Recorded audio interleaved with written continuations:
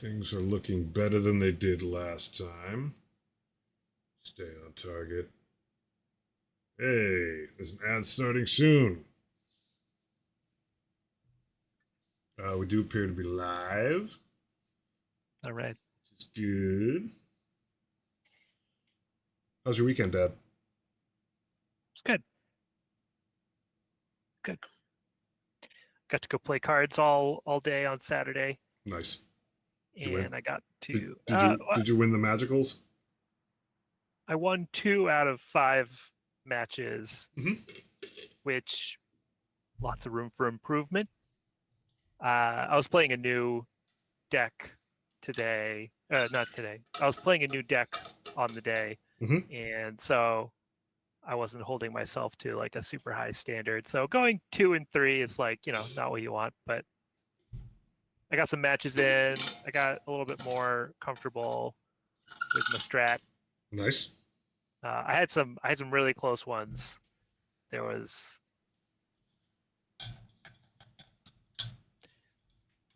there was one match where I was like, my like hands were shaking at the end because I thought the guy was gonna get me. He didn't know what I was up to. So but he could have easily dunked on me if he had recognized the combo I was going for. So Nice. I don't know. I could get deeper on that You, topic, but we're it's here, not babe. it's not necessary. We're gonna get our first ad in about 4 minutes, so you could just go into deeper into it, and then it'll cut away. We're getting the first ad in 4 minutes. Yeah. All right, okay. Here we go. I'm gonna try and What explain did this the combo goblins do, Will? in 4 minutes. The goblins. Goblins is a real scary aggro deck in the format, but I didn't have to play Okay. against any goblins. The so my strategy revolves around cards that have the madness keyword, so you get to play them for cheaper if you ended up discarding the card to some effect. Mm-hmm. And the big powerful thing you get to do with this is combine it with a card called Survival of the Fittest, which is a green enchantment. And for 1 green and the low cost of discarding a card, you get to search your deck for any creature and put it in your hand. So that's really good. So you're feeding madness with that. Yes. So usually plan A is put a bunch of cheap creatures into play with this engine and Mm-hmm. attack people down. And because you can you can trigger and cast creatures that are madness at instant speed. You can Mm-hmm. play a bunch of counter spells, wait till your opponent's turn is over, and if they do something awful, you counter it. But if they don't, then you can play a creature, so you're still using all your resources. Mm. It's pretty powerful. Just that by itself is pretty good because I can interact with what you're doing, and I'm putting creatures down if you're not forcing me to use my mana on this stuff. So that's plan A. But sometimes you You get can it. also do the. I mean, correct me if I'm wrong. You can do the. I do the full attack suite, knowing that I'm still going to put stuff back on the table after that's done if it's played at like instant speed, right? Like I go, hey, I got all my stuff, blah blah blah. I'm going to go attack, and then you kill half my guys, and I'm like, that's cool, but I'm just going to like yoink these guys out right after it. Yeah, I can also just like drop them in. You might think I'm open and attack me with all your stuff, and then I surprise I have a bunch of guys in play now, and they're blocking and killing your stuff in a way that's profitable for me, and then attacking you. Yeah, there's a lot broken about just being able to do instant speed creatures. Uh, so, anyways, that's the main plan. That didn't always work out for me though, and in the backup plan is this combo with 3 complicated cards that effectively deals damage equal to your opponent deals damage to your opponent equal to the remaining casting cost of all cards in your deck. So that was the combo I was trying to pull off. And to get I have to get 3 creatures out of my deck to do this with Survival of the Fittest. And along the way, you have to reveal the cards to your opponent. You can't just like put a card in your hand. You have to prove that it was a creature card that you searched up, right? So I'm showing my opponent the combo pieces, Mm-hmm. and he has a great card in black because he's playing black called Cabal Therapy, Mm-hmm. which says for a black, name a card, Yep. and your opponent reveals their hand and discards all cards with the chosen name. So you'd imagine that I'm showing him cards that I want in my hand. Yep. He could have played this card, named the card I just show him. He didn't even have to guess about what's in my hand, which is normally sort of the skillful thing you do with Cabal Therapy. He didn't even have to. He could have just named the stuff I was getting and ruined my attempt to do this combo, but he didn't, and I won the match. Not too shabby. So Not too shabby at all. Got real lucky there. Yeah. Right in under the wire. All right. See, you're able to explain it in 4 minutes. That is pretty cool. Lots of different mechanics going there. I'm going to go ahead and push the run ad button. You and I will chill out for 3 minutes, and then we'll finally get some time to wrap. Yeah. All right. Yeah, so that was the last win of the day. Then I went on to lose the next 3 games. One was against what people generally consider to be like the strongest deck in the format. Another loss was Stasis, which is just like Stasis is an enchantment that says skip your untap step. Yeah, it's rough. Yeah, it's not fun. You're just like, oh, I guess I guess all my cards have 1 use, and I need to draw more if I want to keep doing things. So that sucked. That was an unfun way to lose. And then I lost a match against a deck that has been getting more popular, and I've practiced against it a lot because one of my friends that I test with plays the exact same deck. So I felt like I had a chance there, but I don't know. I didn't keep good hands for some reason, and maybe that was my overconfidence at play. I no longer have the camera that's above to point at a thing that says ad. So maybe, I don't know, just like hold up the sign. I don't know, it's weird. But I'm going to have to take the pictures over again. I finally got to look at them. And they're a little dark. It's been a while since I've taken real photography. Nice, Will. Yeah. Yeah. Needs to be bigger than that, but what are you going to do?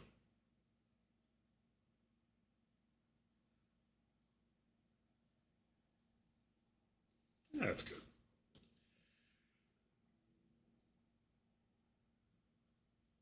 Yeah, that's right.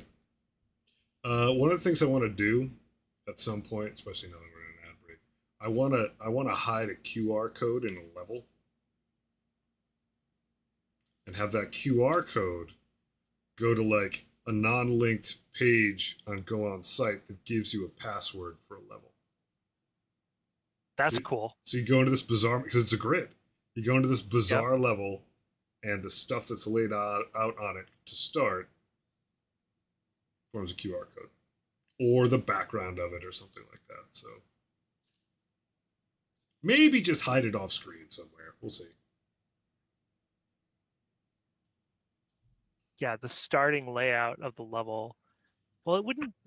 So the thing is, it you wouldn't have pick up by like a regular reader wouldn't like know how to uncruft if you encoded it in the location. I don't know. I don't know.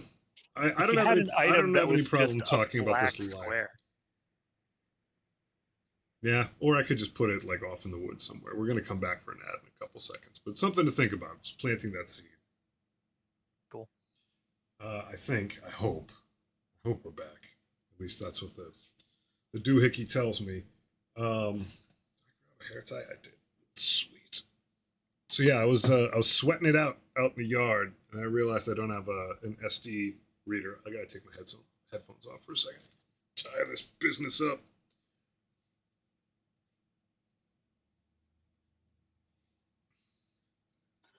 Got sweaty out there though. It was like hot. I'm just like laid out in the lawn, taking photos of crap. Like, Should I be think kind it'll of work. overcast for the next few days, which might give you better lighting.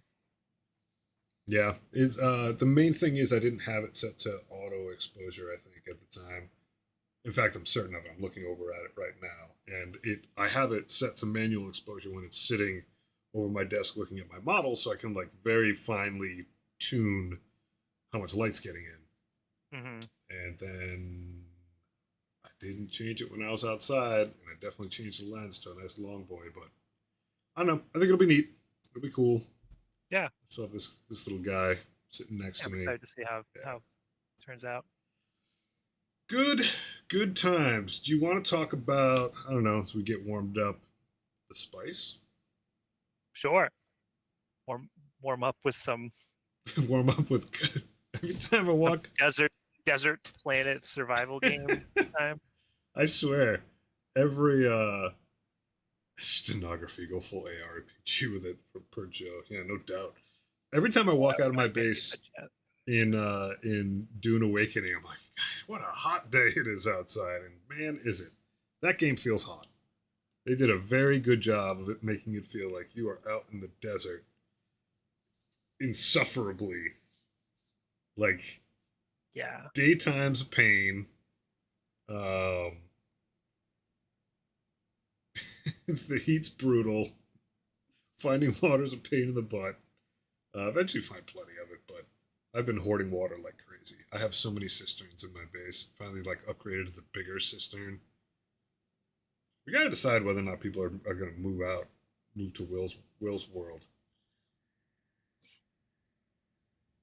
I still feel the same way as I did before, where like I don't want to advise you to or not do that. Yeah, I feel like this is like a very common thing with MMOs. Is like early on they do fill up, and like there's no way to know how soon space will accrue there. Like the most, if you could go to ours, excuse me, it would make the most sense. Like you just like, all right, I'm pretty much done with the tutorial. Yeah, I'll I pack up. should probably check like right now. Yeah, like I'll pack my stuff up in a way that makes sense. Like before I spend all these resources on this thing and then just drop in on this server. But it could be forever. You should actually check during the day. Yeah, But me and Tim have good times. We just miss Will. It's a I fun wonder. game. I wonder how they track population because I'm not 100% sure that time of day will matter. I It's don't think like it will. it's going to be how many active enough players are on there. Actually, Maybe they it will have matter. a system. Maybe they have a system that evicts you if you're idle or like if you don't log in for a So certain amount of time. But so so that's not something that it they do. I'd It imagine them it to have like early like out of no the gate. no it's actually it's cooked into the game. So you have a base. You put power into your base. If you don't put power into your base, it doesn't fight off the elements and it erodes away until it's gone, and then you no longer have a base there. That's how they're doing it. But that doesn't mean that I'm not there. I As mean, a proxy for you stopping playing, it is. What so I can drop into your server at any time. sure, they Okay. could count how many bases I have that exist. That I might don't be one way to do it. I don't think they care as much about concurrency as they do how many people are filling up the landscape of this place. I can drop into your server. 30 seconds. There's just not a correlation between bases and population cap, though. The other is. Because to play the game, you have to have a base. And if the geography is covered with places and you can't have a base, you can't play the game. That's what they're capping for. I see. Because I think, I mean, obviously they probably So, have a but CCU. so in that case, I shouldn't try to move to your world, right? Probably, I mean, it is not overpopulated now, but I imagine that they have some like sweet spot number where it just makes sense to like fire up a new one. The thing is, if like me and Tim are going to do it, we both have to do it at the same time. Like, go and both get in. Because the thing to do would be unload a bunch of stuff in my inventory, hit the blueprint button on my base, peace out, and then just find a new spot in the new world and immediately start cranking it out. It's a weird game. Like population matters. Like it's interesting because like having worked on Lotro that had like neighborhoods for housing, all of that stuff could get spun up. You just spin up a new neighborhood and it's outside the main world. In this game, it's like your base is in world for realsies, and it does fill up. Like, not painfully so, but where I plopped my initial base down, I've watched several other bases like around me like crop up over time. It's pretty cool. Yeah, just as I was like interacting with the starting zone, I had been, you know, eyeing the direction I needed to head to complete the next step, and along the way, someone's base popped up in the on the horizon of that. So that's cool. Yeah, part of me wishes I could just host my own so that I Oh could my God. control population I mean, I think that will be my the own way. way to go down the road. Is that like I mean, obviously you don't want to pay for it, but like I think having a paid server is like, all right, if you and your buddies all want to make sure you can play together and not It have to. sounded like it was a really limited experience though. Like you it just instanced you off in the like shared areas anyways. Like it wasn't actually, you couldn't go into the deep desert and be like, this is just us out here. That's 100% true. Um, my point though is that like if you had a lot of friends, we don't have enough friends to warrant this, but like if you wanted to play with your 12 buddies and like set your bases up in a really cool way and not have to worry about, Jimbo from Tallahassee plopping a base in between, that's how you do it. Anywho, though, it's fun. It's like it's pretty good. It's pretty good survival. It's very Dune, like Mm-hmm. deeply Dune. How much you? So you've done like one step on the like Fremen path, right? Have you? Define There's was there's a step. there's a quest line that's like it's a multi thing, and it's like the first path, the second path, the third path. You go in and you huff some spice. Have you gone in somewhere and huffed some spice yet? Yeah, I was like in my base and sort of narrative mode triggers and he's like, you're probably feeling the effects of it already. And then Mm-hmm. you go in and have a spice dream. Sweet. And that's what triggers the you need to go all the way over here now quest, which Mm-hmm. is sort of what I'm prepping for. Spice Wanderlust. Yeah. I have gone several further steps down the spice road, and it's pretty cool. Like it's an interesting way to handle a narrative, but also gameplay important part of Arrakis. Where like the more exposure you have to spice, the more it does change how you play the game. I'll just put it that way. There's a mechanic actually that down the road gets unlocked. It's pretty rad. Um, oh, I actually mined some spice the other day. I got wicked lucky. Nice. There's a patch of spice within like running distance of a place that was reasonably safe. So I could go out there with the cheapest compactor, compact up a couple little piles of spice, and then run away with it. And then run back out and run away with it. I didn't have Nice. thumpers yet, so I couldn't distract the worm, but I'm feeling increasingly Fremen like over time.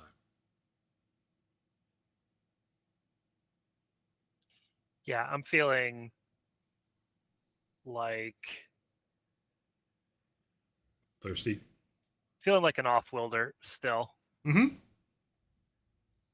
I don't even have a still suit. Having a still suit will probably be. I'm looking forward to that sort of initiation step. It's important to take sips. It's nice to be able to sip while you're out on the road. Yep.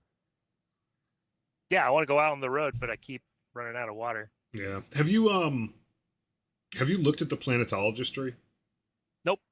Yeah, I love it. It's got Nope. stuff where Nope. like Ever since you told me that I would never be a planetologist, I haven't looked at it. yeah. It's a bunch of stuff like you transfer water more efficiently with a still suit. You lose Yeah. less stamina while climbing. It's all kinds of Yeah. No, I don't want that. It's all garbage. I don't want that. None of it is Conley. I want stab people Yeah, faster and harder. it's good times. Swordmaster suits me. Like I really enjoy sort of the riposte kind of combat systems, even if they're clumsy, like this one kind of is. They give you a few different ways to do this, to do the whole like counterattack style, and that has me confused. I don't I don't want to waste points trying these different things that all kind of do the same thing for me and You can just in a different way, you know? so you can reset that whole thing every 48 hours. Okay. So I haven't done Well, it in yet. that case, I'll mess with the one I have for another day Yeah. or so, and then try the other I ones. feel like Yeah. at some point I'm gonna run into some like place I gotta go in and raid. And I'll be like, gobble back all those points I put Yeah. into being like desert farmer guy. Make a quick moment on the way of the warrior. Be like, Yeah. surprise! I'm a Bene Gesserit witch. Mm-hmm. Fun game though. In other news, that I no longer have a camera up here. So I had to take it outside. I was taking a bunch of pictures for the Steam store page for this game. We're getting close. Mm-hmm. Like this morning, going back, taking a look at stuff. Like we're getting close. The Steam summer sale is on the 26th, and I'm pretty sure we'll be up there by then, which is good. As I look at our, excuse me. Let's see. This, that, the other thing. Yeah. Um. We got a couple minutes. We got plenty of time. I think we want to shoot for just being up during the summer sale, no matter what. And I think we don't. I think we want to be up there before that, if possible. Just so that everything goes okay. I do want to point out that it still retains our initial release date information from what got put into the Steamworks, which was I think March 13th or 16th. At some point, We're way late. we are way late. At some point, that was like pipe dream possibility. It's food for thought. At some point, that seemed like busy but sane.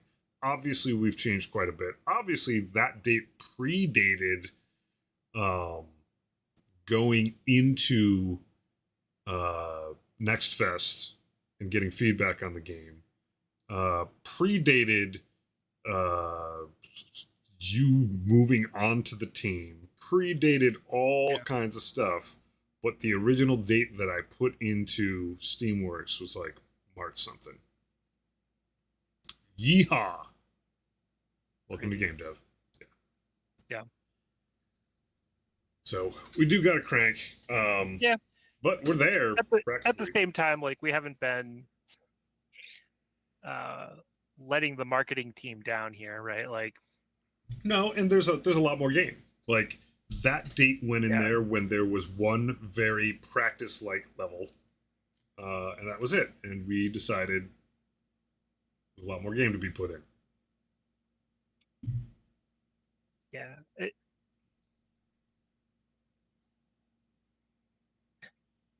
Thinking about Dune, sort of like a decision nexus is like swirls around that moment of like, is it ready? You know, So if this was still just me, there'd be no Chivos in it. It would have gotten released. And no Chivos, no phone going to New Yard. I would have made a bigger yard to play in. It would have felt more sandboxy.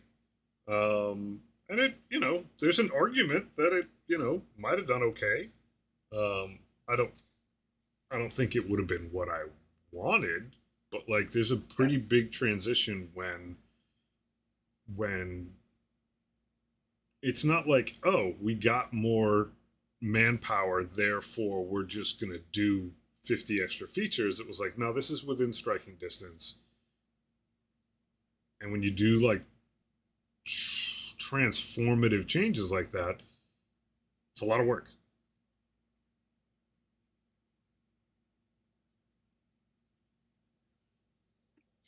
Yeah, yeah. Like there's so much pressure sometimes to hit those dates, and the right. It's not always the right choice. It's not always the right call to like cut game for 2 weeks sooner or 2 months sooner. You know. Yeah, and we're always like we're gonna learn as we go, but you know, I I think where we ended up was a lot of cruft started to hit that corner and like become a realer game, and like you have to decide to support it or not. Like this could easily gone out as like simple toy.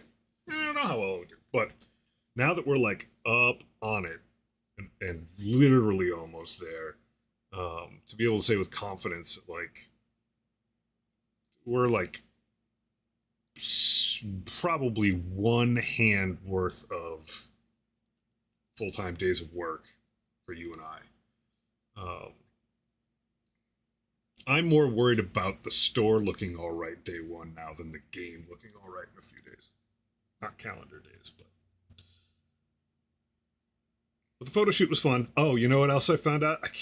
I don't. I ordered one from Amazon, and hopefully it's showing up later today. I no longer have a USB SD card reader. So when I started, streaming my other crap, I had to take a lot of photos while I was going, and it was on YouTube, so you make all these like thumbnails all over the place every single time. So I was constantly just moving stuff back and forth from this. In fact, I was moving whole video back via SD because it wasn't streaming; it was just recording it on the camera. I can't find that thing. I couldn't find it this morning. I was like, oh, I gotta check on these photos to see how they look. I can't do it. So it's such a small device, like this big. Really. There's no way. I found all my lenses and stuff for the camera, which is good, and I ended up needing them because like I'm taking the photo very far away from the subject to get a bunch of depth of field in it, like long lens. But yeah, I actually like taking photos a lot. Nice. I'm a big photography guy. Sounds like a match then. Getting them store photos Yeah, except I put have. together. It's good though. Like, I mean, doing actual photography for a Steam store page is a little avant garde, but it'll be good. It's dope. So, agenda wise, let's see. What does this mean? Home screen highlights. Oh yeah. Here, let's take a look. We've got so I've made some progress. We talked a lot last week about fixing a fun bug and doing a fun refactor, and now we're back to making the game do new things that we think will be good. So, home screen highlights. The home screen here is the screen you see right after you open the phone. That's sort of analogous to the home screen on a actual cell phone. I turned the game off because I'm confused why my continue button wasn't working. Never a dull moment. Sorry. Quick distraction. Let's restore my cached game progress. I have little utilities in here for just managing the save files. Hopefully that changes things. There we go. I don't know what happened there. I'm not going to get distracted by it. So yeah, now this is the home screen, and now I have the ability to highlight buttons in the home screen during the tutorial. Nice. We're actually pretty close to doing that. So if I unlock the magnet, it says open your phone, then check out the Realtor app. Bingo, the Realtor app is highlighted green. Well, its border is green, which hopefully draws your eye a little bit more than Tim's border, which is now gray. I did make the borders a little bit thicker. Yeah. How does that feel to you? I'll have to see it like not through a call avant-garde or groundbreaking. Yeah, something. So sorry, they're commenting back on taking photos for the Steam shop. I just saw it. I don't know.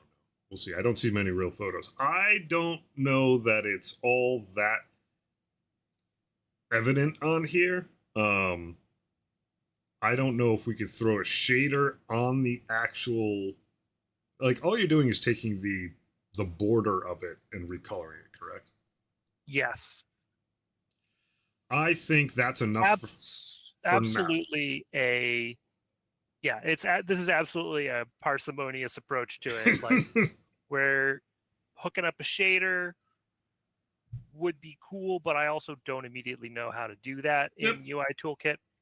UI Toolkit is not the rest of Unity. It's its own little subplanet of Unity. So things you could do with game objects you can't necessarily do with a UI Yeah. element. So I think this is good enough for now. It's Certainly absolutely, good it's enough to get absolutely, us to it is day zero. 800% Yeah. good enough for now. Like we're not even really trying. Like I'm not even sure that we're really solving a critical problem, anyways. Right? Like we're just trying to help people get through the tutorial in a more That high resolution way. Because what we used to do, we knew was sketchy. We would say, open the phone and do a bunch of stuff, and you'd open the phone and have no no further context. assistance on that. What Yeah. I would say, considering you can change the color of the border, I would consider also the size of the border. So that actually bothers me, and it's we can make the size of the border different all the time, but when I change the size of it dynamically, everything shifts around because Mm-hmm. border's part of the Flexbox flow as part of the CSS thing. It's literally changing the size of the thing, and therefore everything kind of gets That's something we should look scrunched into around. fixing. What we can do, and I thought about doing this, which maybe we won't like either, is the border can be whatever, it can be however huge we want it to be, but when you're not highlighting something, it's alpha 0, so it's transparent. Yeah, the other thing And then we turn on the color, and nothing will shift around. It'll have a real loud border, but you also sacrifice a little the bit. nice framing that the normal border got you. The other thing to do would be to make a thing that goes over it that just gets turned on and off. That, like, what that border would be, just make a second object that's the exact same thing with no Trevor face in the middle of it. That is the right size border on it and the right color, and you just turn that on and off so that it's not messing with it. I don't think that would. I think that would do the same thing. I don't know that that would help. It would not. So to start, you wouldn't. It would still. What you would have to do is make it smaller in the same container, so that with the size of the border, it was proper when it got turned on. That said, none of this would be like day zero. We do need to solve for border highlights not resizing stuff at some point. Yeah, and so far the cheapest way to do that, like with these buttons, when these get a super thick highlight and they shift everything around. Yep. Yeah. So what we could do with these is just lower the border.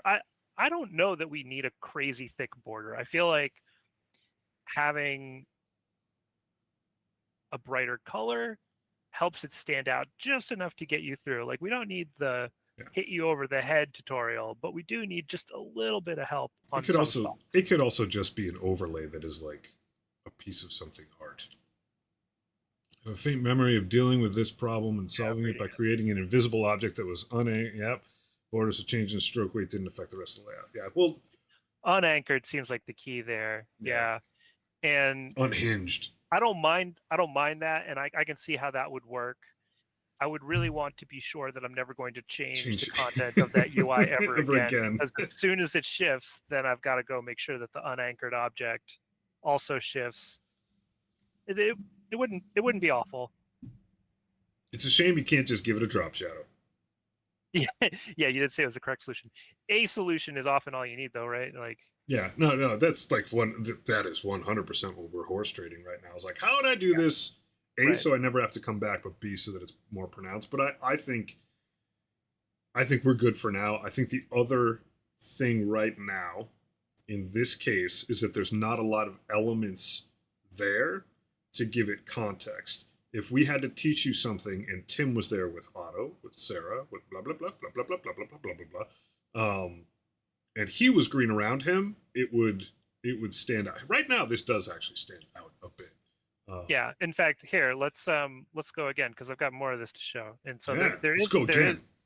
there is a fun. No, I just want to delete burner. Yeah, it is a little weird, and I'm not going to say. I'm actually just going to go instead of say more because I'm like kind of walking the dog here by. Walking the dog. Oh, here's another fun thing that we fixed. Hammer in van, yeah. Yeah. Can Can't use I it. can I use it to craft the thing? Oh, no. Solved. There we go. GG. Yeah, that one Yes. took me a grand total of 15 minutes, thankfully. One of the rare cases where my architecture held up and made my future life easier instead of harder. So yeah, craft a thingo. Now that the hammer's here in the yard, it's valid. Right, I'm just gonna try and. Oh, here, Yeah. here's what we were just talking about. The So smush. I think I could fix that little shift just by making the default highlight the same thickness, and then resizing it so that it yeah, fits a finding little bit. a nice medium point where the default border doesn't look massive and the highlight border has enough I think loudness. this will be my stance right now. We're making Like stances. I'll write it down. yeah. Given where we're at, and there's still a couple more things to show. Given where we're at, I don't want to polish the tutorial or highlighting any more than what we've got probably today, unless there's like a line item of something we knew we were going to do. And let's see how players go through it, because the thing I don't want to do, it's so tempting, and like my instincts right now are like, is to be like, all right, like let's tweak that, let's tweak that, and we've never had the things that we fixed for in this tutorial that have mattered had been like someone was like, it wasn't that they didn't notice something, it's that they didn't notice something and then we allowed them to do something terrible, and then they did the terrible thing, and then it doesn't matter if they noticed it or not. I think we're pretty good. I want to see how many players get through the tutorial for realsies. I think we're good. I treat this like I disagree a little bit. This is a lot like a hot code path where people are going to run through this part of the game way more than any other part of the game. And so the small things have a larger impact just by virtue of the number of people They do. The diverse ways that people will interact with it. And what I'm saying is we don't know if our highlights are actually enough or not. I think they might be right now. I don't think it's a hot path with one time through it. For this in the short term, like I would really want to find out that like not even a large number, 10 people were like, I really like this game, except that the highlights moved something around in the tutorial, and I start like, I prioritization wise, like I think we've done good enough for day 0 to guide the player along. I'm tempted to say like, oh, we should do that thing right now. This is not like a big funnel thing, like the way this shifts. This just bothers me. That's that's all. That's what I'm saying, is that I'm basically opening myself up to highlighting this. I think is a benefit to people, and by this I mean the thing I haven't been able to show yet. Here we go. Say it, Will. Talk through it. What? Sorry, I'm still just trying to get to the right step. I'm putting Cruft in the van. In fact, here's a fun thing I'll show off. So I can go into Tim's shop and buy some things now. Oops, I broke the tutorial, right? Wow, that was. Did you, Will? How did you break it? I completed a step before I was told to complete it. So we'll pause here now. Sort of context switch real quick out of breaking the tutorial back to the highlight. I handed you a softball, Will. Yeah, we'll get there. We'll get there. It's a slow. It's a. It's an ephus pitch. A second. that moon pitch that goes. An, Anyways, an Ephus pitch, yeah. yes, there you go. This is a little weird because it's highlighted, but it's also maybe the first time you're even looking at the screen. You might just think that this is what it looks like. I don't know that we need to solve this, but this strikes me as a little weird too because you can't. We don't need to solve it right now. Yeah. Anyway, sorry. So now I click on this, and you get your favorite list is empty.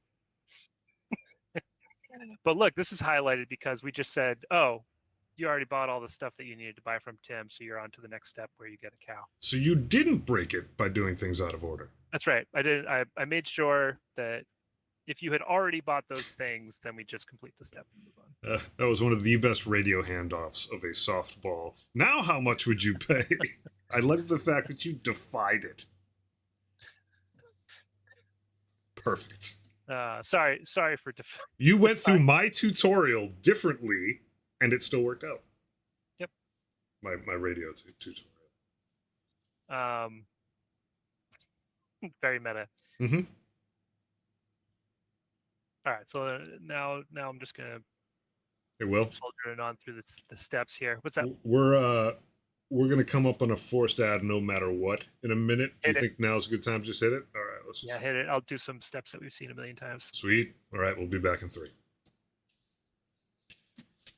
Get better, Will.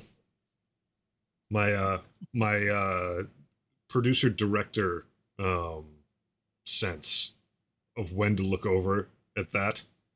Yeah. It's getting better. I don't know why they don't change the coloration of it. They've really changed the coloration to red when you're like within you should just be able to set a red zone. Like when you're within X amount of minutes. Flash. But what are you gonna do? Can you put up the ad screen? Oh. Yeah, sorry, that's on you now. Sweet. Look at that. The pro move.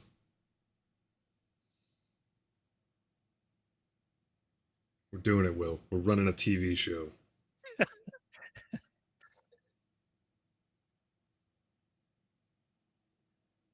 All right, I'll stop. I'll pause here because now we're back in the. I am so excited that check out more tutorial stuff. That the tutorial is now more flexible because it's been horribly. It's just that one thing, but it's one less way to break it. But it does get a foothold in on like, all right, now that we can do that, like we can. How we think about tutorials in the future, I think, will just be better.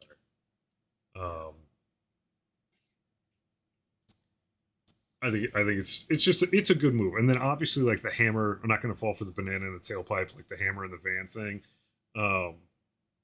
That's just nice because that definitely felt like getting caught with pants down. Yeah, you didn't like when somebody found that one. The very first step. The very first step. Yeah, I don't feel bad about that just because we had it working fine until I decided that you could pull crafting ingredients from anywhere. Yeah. Changed it in a stretch of time when we had not been interacting with the tutorial very heavily. That's just what happens. Oh yeah, it's 100%. But the timing of it was perfect. Of like, hey, we got a new person to play, and it's the first step. Yeah. Like it's more about the optics and how representative it is. I'm not embarrassed about it. It's just like it's a classic, like right at the top. Like, oh, the first time I went through, I screwed up this step. And I'm like, oh, what step is it? The very first moment. Yeah. Which is why I'm pretty glad someone else played the game. Pretty sweet. We're led. It's like 5, 4, 3, 2, 1. You can kill the ad in progress thing. Thank you. All right. Yeah. So back in it, we're soldiering on through the tutorial, and now we're told, open your phone, buy more of Tim's stuff. So this is what it'll look like if I hadn't completed it prior. You actually can't get the drop on this step because he doesn't have a shop until You hit this point. You can't get it to drop on Tim. It's not Yeah, you can't get possible. the drop on Tim. So now, this might be a little subtle, but Tim says, "Welcome back.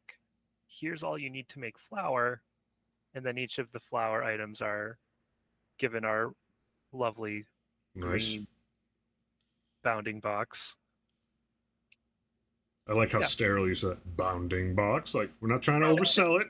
it's Not it's oversell it. definitely A not. bounding box. It's definitely not much more Yeah. than a gizmo you might see in a 3D editor. But so yeah, now in I mean I'm excited about this because this means that Tim can talk to the current tutorial step, not just say, "Hey, buddy, I like making pizza." Yep. If I Where'd go that back, text I come think from? it'll stay here. It it came from code, but it's in the tutorial's kind of script. Our Yep. tutorial script is it's all in the constructor of this particular class, and we have a list of steps and a bunch of different implementations of tutorial step that we add to the list, and that's how the system kind of rips through it. So here we are, you buy wrote it. stuff a second time. Yeah, sorry, Yeah. I wasn't picking up exactly what you're putting down. But so now here's the buy item step that we're on, and we have, the minimized phone message, and then because this is the buy item step, I can say, cool, I'm going to set the shop characters text to whatever this is. Yeah, and so another benefit of having done this work now is what it used to happen is you would come in here and maybe you didn't buy everything. Maybe you just bought this wheat and you came back out and it would be like, great, make wheat. And you're like, No. huh? How do I do that? I don't have, yeah, like nothing would be highlighted because you didn't have the item that could make wheat, but the phone would say make wheat and you'd be confused. But now we actually detect that you've bought all the things from um, the shop we're pointing to before moving to the next step. Now it says grow wheat and the plant plot is highlighted and I can grow wheat. I think that is another just huge step. Like you do one thing, you close it, and like the messaging didn't align anymore. Yeah, and I saw that happen with people that I would kind of rope into these impromptu UX testing sessions, and so I was in here doing this stuff, and it felt like the right time to pull that up. That was actually, I looked through our priority list. That was actually in D0. Sorry, that was in the not D0 Yep. category, but I did it anyways. Yep. And Because you're rogue. that's that's what I get to do now. No, That is I what don't you know. get to do now. That is rogue though. You're right. You have to think on your feet when you're in a section of code and go, I'm pretty sure this is an efficient thing to pull in. Like, yes, we said it was not day zero. That's fine. If it ballooned your schedule out by 2 days, I'd be like, well, what's going on? But you have to catch as catch can in pirate terminology. Like if there's an opportunity and it's efficient, you can do it, and you're half the company that gets to have a say in it. It would be ridiculous if we had to talk about that every single time. Okay. It's like it is. Am I my brother's keeper? It's not. Am I my business partner's surrogate dad? Like it can't. You can't operate that way if you want to just like. You can't be all that controlling over it. So like everything is about trust, and the time it would have taken Will to close the loop on like, should we move this out of this thing to do that? Like he's in there with transmission fluid on his hands. Like, all right, this is good. I think it's good enough. Like, it's a good enough reason to drop in and make a good change.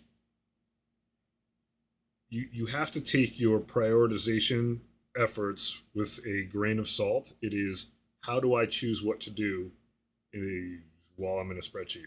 One of the things I still don't think, I think it was just release and be fine and then fix it later, is that your camera, when you zoom in and out, when you dolly in and out, it does not respect the border at all. Yeah, we have an item in for that actually. Yeah, we do. And it's like is the PD controller only working in 2 dimensions? I think that's probably what it is. I think it's just not getting updated. Something's not getting updated only when you move vertically. Like if you zip around, if you're watching while you zoom in and out, Yeah. it cares. Yeah, yeah. And then what happened? I know what happens. It's not necessarily PD controller, but it is adjacent to it. I just so I've got a stack now of. I noticed a weird bug just now while you were talking. I want to find that item though about the seeing the Can you zoom edge in a of little bit the for thing the people with for the non studio audience. cybernetic folks? Yes. I mean, it's brutal just on the meat. There we go. Yeah.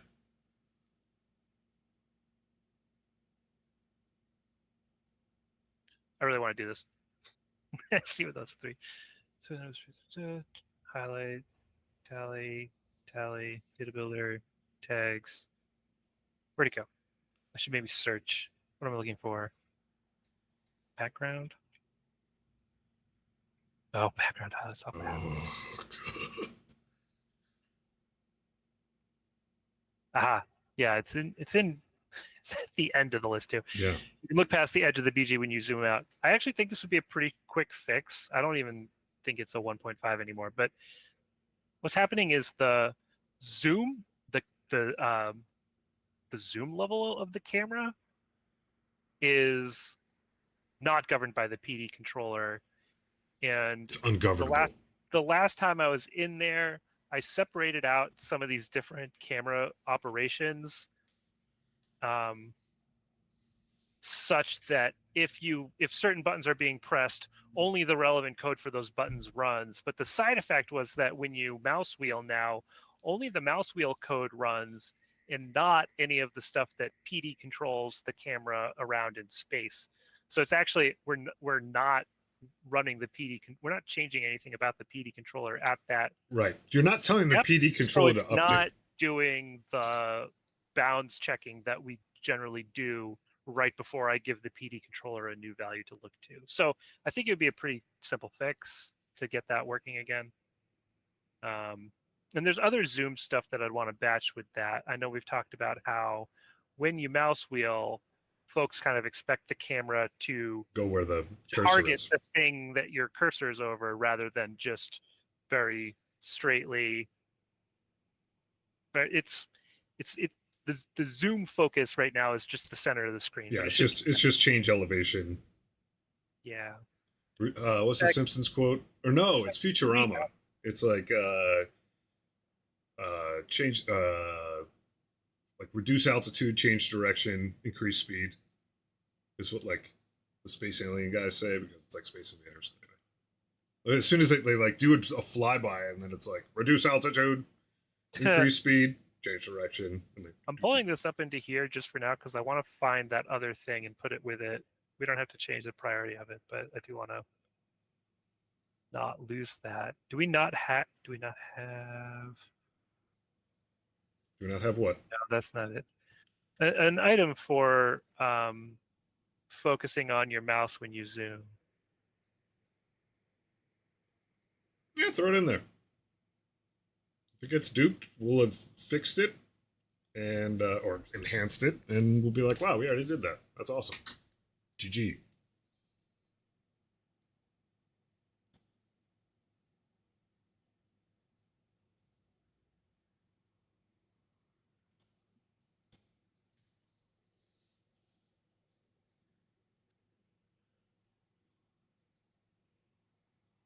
Again, I don't think this is much time.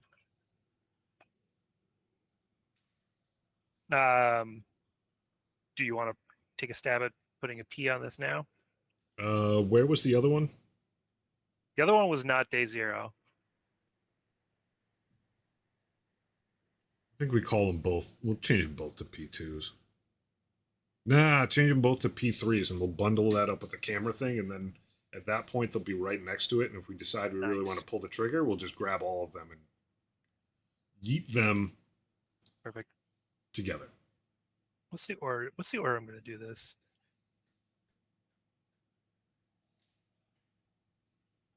I'm going to do the thing that looks broken first, and then I'll do the nice things after that.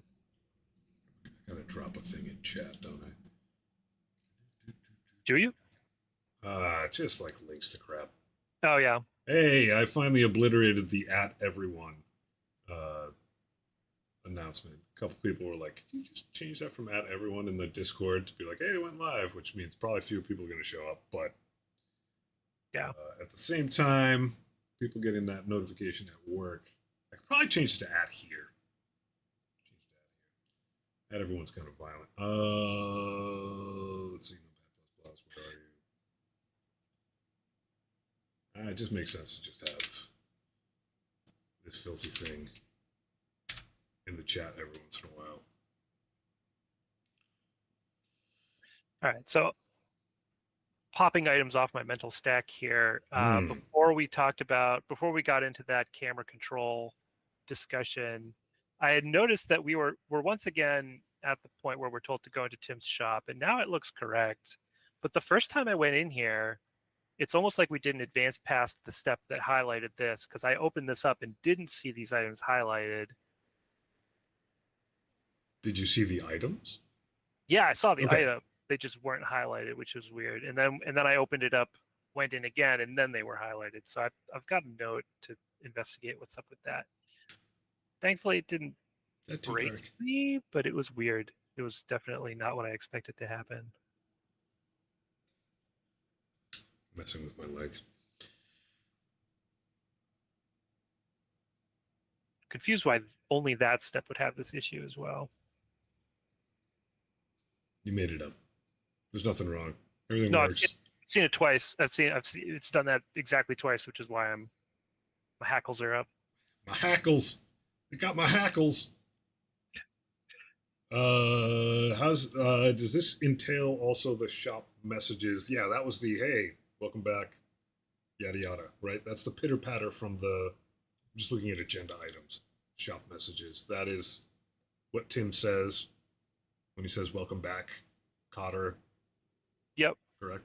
Yeah, and All the what's good about a lot of the stuff that we're seeing in the shop is that now I've kind of got a template for doing similar work on other areas of the phone UI. Like we have to have the um, the realtor, the level selection UI hooked up in the same way so that you can set the realtor's message text, and that might be all I do in the level select, because I can't actually imagine highlighting mattering. So I'm just gonna make it so that the character's text is like, hey, like this is how you blah blah blah, click this, mm-hmm. And so the vehicle for doing that will be the same as it'll be the same pattern for the shop, same pattern as the shop, and easier to do. So okay, here we are back in this step. We've highlighted the realtor app, and this is like we've seen this 3 times now, and this is the first time you actually like see the highlight in comparison to something not highlighted. Yeah, one of the next things I'm going to work on is making it so this text can be aware of the current tutorial step. Yeah, use the realtor app to pick your next yard. In case you back out, it tells you to do that, and it waits for you to do that. Now we'll select this level. And this is another screen that will take the same treatment. We'll hook this text up to the current tutorial step, Mm-hmm. and we'll start highlighting these elements. These will probably have similarly lo-fi looking bounding boxes when the highlighting is working here. Mm-hmm. I think I do need to put highlights on this page because there's, you got to do this, then you got to do this, and then there's like more stuff. So it's a little weird. Yeah, we're at the end of the tutorial. It still needs more work. I have a lot of items on my list to address those. So yeah, that's what I got for flyover what's changed recently. Sweet. I did make a few bounce tweaks recently. In fact, I just checked in this morning. I spent quite a chunk of time on this, just looking at not struggling with, but like chewing on early deed costs for things um, relative to your experience level, relative to unlocking more deeds via Chivos, and really trying to make like getting more starting deeds meaningful, but then not having it blow levels out like crazy. And Hmm. where I landed on it was I just added a lot more deeds per level later on, so that early on in any yard, the deeds have meaning, because it allows you to unlock a couple things sooner, or even if you're hoarding them, sort of get to like an echelon a little bit sooner. But then as you've played for quite a while, it makes those starting deeds not as crazy valuable because you're getting deeds faster. Um, and it's funny because we actually talked through this, Will and I, in our stand up this morning, tangentially, by talking about Dune Awakening and how you get tech research points, um, and about how meaningful those individual points are early in the game. And me saying, yeah, but later on you get so many that it doesn't matter. So now it's the case where, like, I think for like one, like when you level up the very first time, you get two deeds, and then you get one for a while, and then at like level 10, you start getting like two deeds more consistently. It's like every 2 or 3 levels. Um, if you ever think the tutorial is done, it just means you're missing something. Yeah, that rabbit hole has no bottom. That's why we fill it with liquid aluminum. Um, and what the effect is, having played through a bit now, is that like it's absolutely worth it to start with a few extra deeds to grab something like the well, or in a certain level, or like get a little bit more breathing room, or get a leg up on something by, like, if Will had a couple of achievements right now, Chivos, that were giving him a couple deeds each, he could be like, oh well, I brought my sawhorse with me. I'm just gonna start chopping wood and making a ton of money. Or if he was looking at something like that plot with two large plant plots in it, and be like, oh, I only need to level up a couple times and I can knock that thing out, get that space, and start growing in bulk.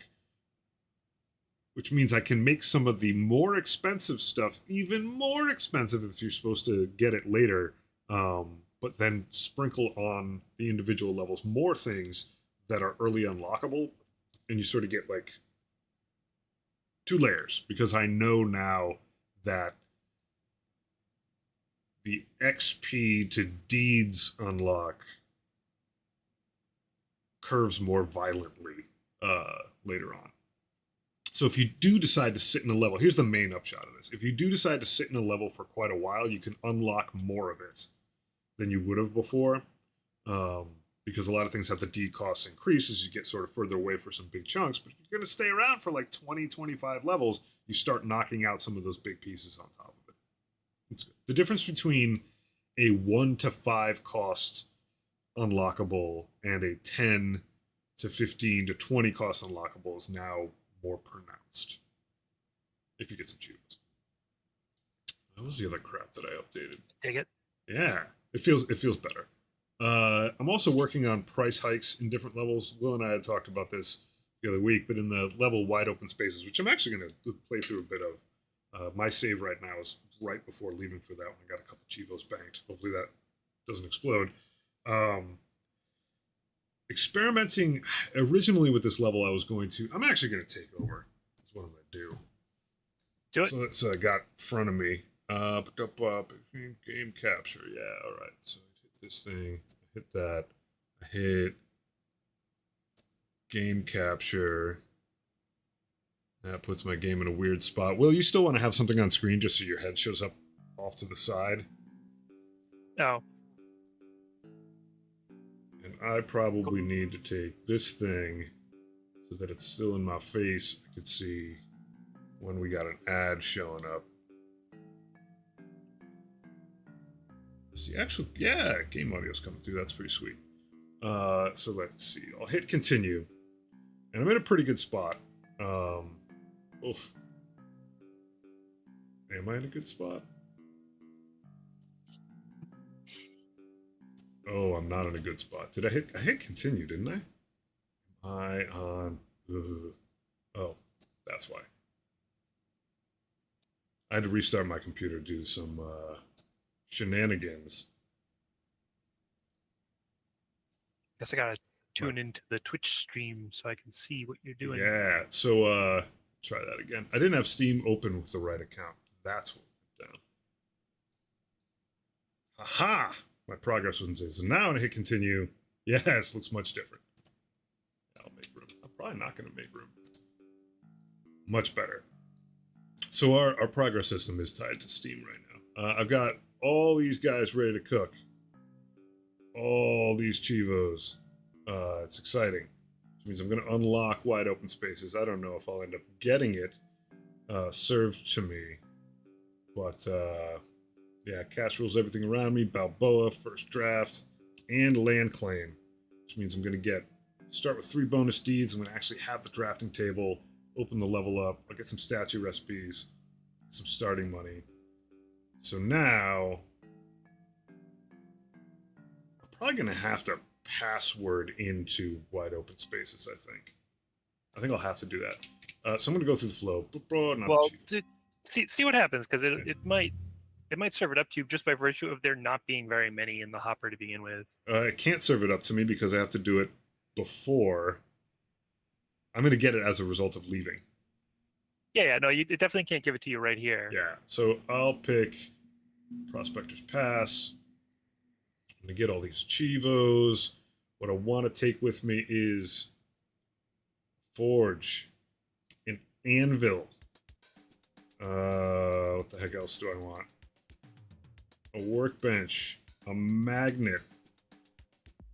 Do I want the trash can? I don't know if I want the trash can. I'm going to take the electronics bench. Oh, the question is, could I even fit this thing? Not with all that other stuff. I know. That thing's huge. I don't even think you can empty it right now. I think you're probably right. What is in there? I don't even remember. Let's get some... Oh, my magnet's not home yet. Oh my god, yeah, that thing's not fitting. There's no way. Alright. But I do have... Take a hammer with me. Take a well while it's legal. I was just getting started on making that illegal. Take that. Look at that thing that's got spat out there. Good times. Oh my god, so much cruft. It's popping. That was almost a full ride of cruft. I do have some space. Do I need a second hammer? I could try stuffing a mine in here illegally. I'm not going to do that either. I got 9 more spots. Take a sawhorse.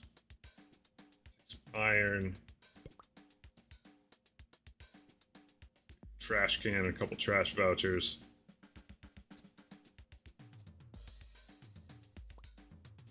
Oh, we are full. Alright. That seems good, right? Yeah. Hereby certified... Did I make double sure my magnet's in there? Poor Will. What's up, Badger? Get this thing. Yeah, no, really, everything I want is in there. Alright. Sign.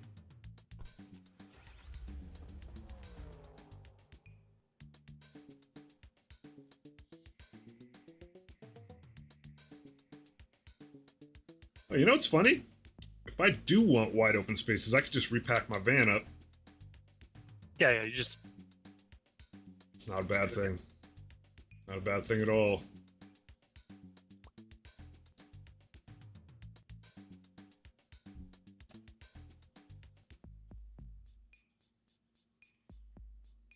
Back from the Closer Game Shop, got a game of boarding actions in. Pretty sweet. Hey, what do you know? There it is. 60 by 60. Yeah, let's go. Everything's in there. Oh, you know what's funny, though, is I've got 5 deeds to start.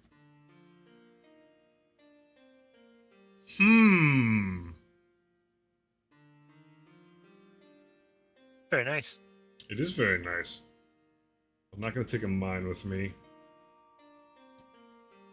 I will leave that. Unlock that. Take a second well with me illegally.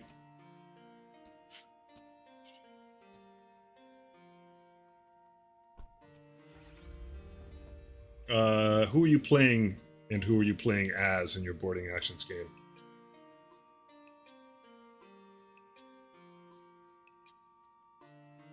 Oh, big level. Big level. Look at all that space. Oh wow! Start with a mine and a little chicken. Thing's huge. Huge. You just get a mine from the start. Yeah. Balling. You had to do a lot to get here. It is balling. There's so much space. $200 to start with. Excited to learn the performance characteristics of this level with so much space. Let's see. That's an iron mine. I think I'm going to start with that. Oh, yeah, and you also start with a well, so now I got 3. Run it. Get this water operation going. Arrakis be damned.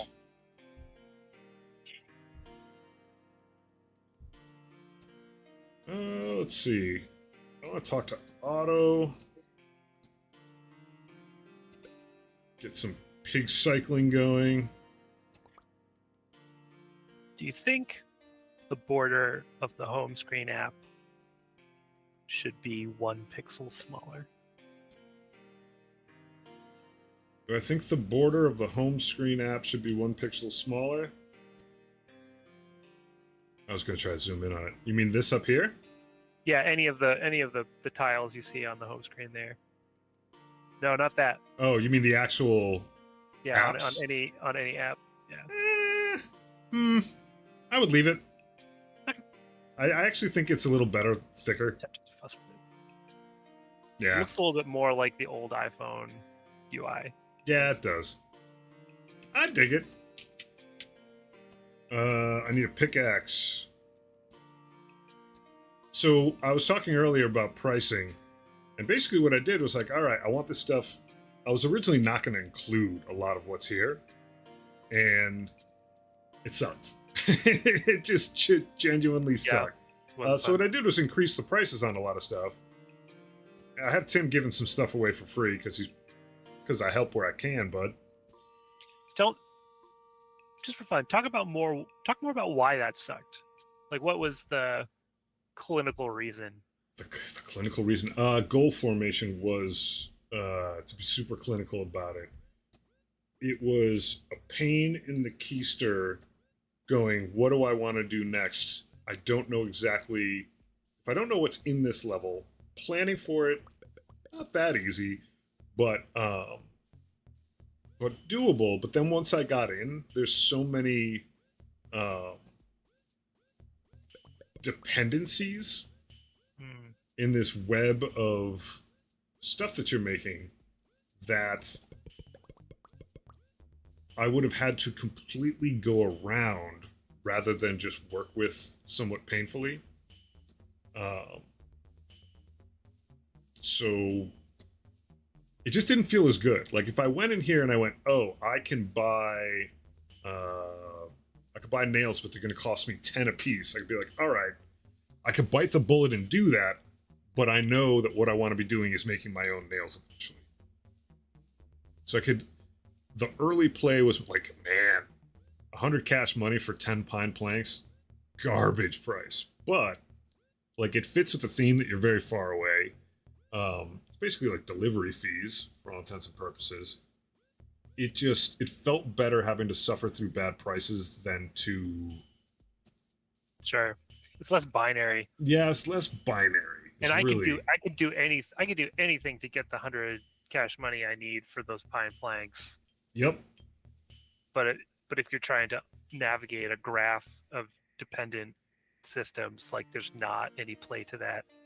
And it feels better once you can actually make the stuff yourself. Mm-hmm. Because you're like, I'm finally off the scalpers table or whatever. I don't know. Yeah. Like to the point where I think I could probably increase the prices even more and it would still feel all right. And then having Tim just give you stuff feels kind of nice. On a level that's pretty hella expensive. Yeah, it's a nice foil to the super expensive stuff. Someone's generosity to mean more, you know. When I had nothing Tim was there. Perfect. Let's check out over here.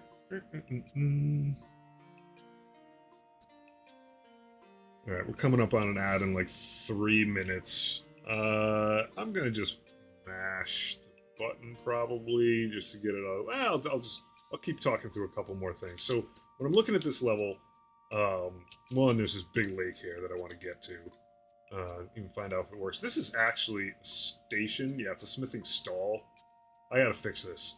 A, the dirty background around it is just not selling anymore, and B, it's too much of just like the props and not enough of a border around it where it feels like it's its own It doesn't thing. necessarily say to me that there's a big station. Yeah, and I brought, a forge and an anvil with me, and they're like sitting right here, and it feels like I'm gonna get those, and I'm not. So that's kind of meh. I don't think I need that shelf, but a trash can will be fun. I need an iron mine, which is gonna cost me 10. But there's ebony trees and saplings. There's maple on here. There's this weird duck statue with a bunch of free fowl. Should be fun. What I need to do now, though, is find a way to get the XP train running. And the way to do that is feeding pigs and doing stuff. I have a forge. I will need some pine. And I still have starting money, which is good. I will need fertilizer. Pine I'm going to need to fuel the forge. Fertilizer, yeah, okay.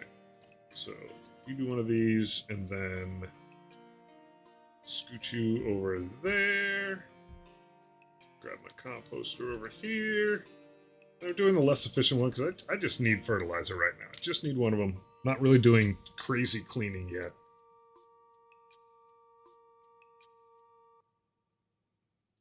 Where's my feed? Where's my feed? There's my feed. Alright. Let's raise another pig up to ascended status. I'll probably get that chicken rocking just for good times. Yeah, I'm not minding chickens. I've got my own chickens going. Don't mind having them around. Chickens are kind of sweet. They're like a cow, but a quarter the size. It's true. Eggier as well. If you're into that sort of thing. Alright, so we've got 7 now. Yeah, we're rolling. I've got to keep my mental flow going even though we're streaming. Focus on what needs to get done. I'm not gonna drop 40 out into Cruft. Pardon? Can't just give your brain over to Cruft entirely. Indeed, we're popping into an ad. Ad time.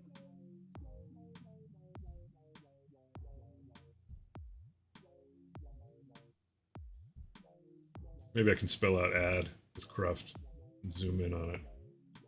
All right, I'm gonna use this opportunity for a restroom trip. Sounds good. BRB.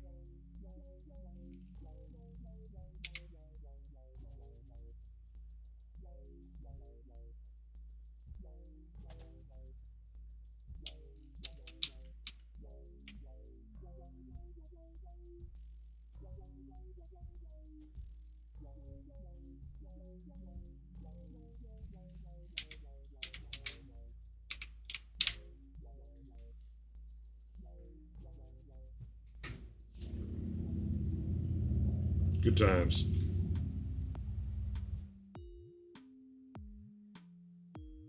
Of course, I have that screen that I monitor stuff with off to the side now.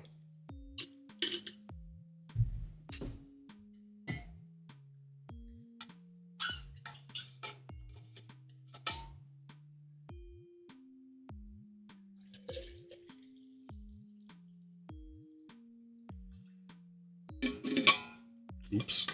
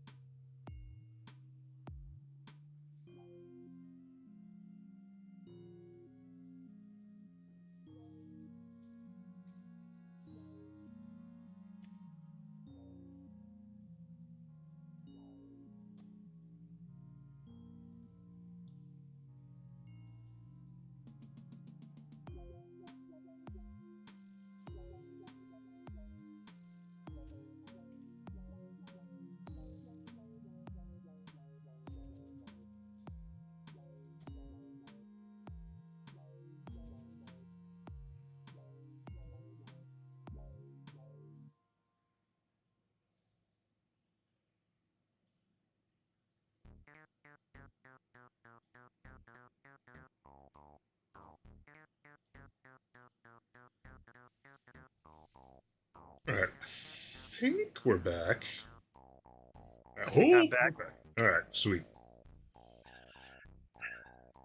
Best viewers are back. Only this time it's boost catch.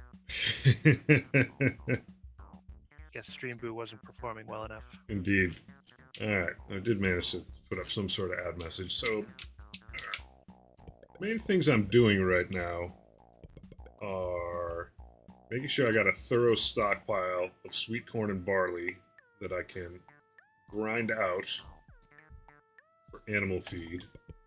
Actually, to remind me, going to put my grinder over here, trash sorting stuff out a little bit, just in case I need that. This pig down here. Yeah. So I hit one, grab my magnet, dump the rest of my feed over here. These pigs gonna be happy. Can eat up my. Actually, they're gonna eat from what's closest to them, so they may not hit my little ad reminder anytime soon. Okay, I got fertilizer, which means loving the cruft words. Yeah, it's just pixel art. Everything's pixel art.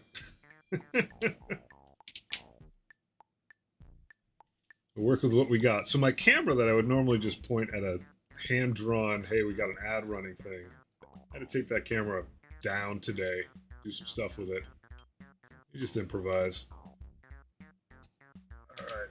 I don't need coal anytime soon because I don't need steel. Mainly what I'm going to do is sell off some of this sweet corn because this stuff grows like prolifically. It's not a bad opener. It's a lot of like dragging stuff around. Turtle theory, but pixel. Yeah. Sweet corn's a pretty good way to go early on. It's just selling off your surplus. Now, got plenty of animal feed going. So I'm taking care of my cruft.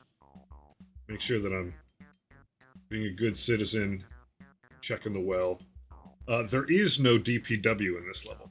So when I've used up, if I need to use them, when I use up these garbage certificates to take trash away, that's all I can do. And I'm done. All right, pine tree up and running. Saw it into logs. Get a little bit more fertilizer going. I think I'm gonna need a second composter. So I'll just purchase that from Sarah. I think Tim probably has more free stuff. Oh yeah, a couple ebony logs. Take them. Thanks, Tim. That's easy Tim money right there. Keep feeding these pigs. Grinding out animal feed. If there's anything I want to actually build, probably at the very least going to want to get some maple in here.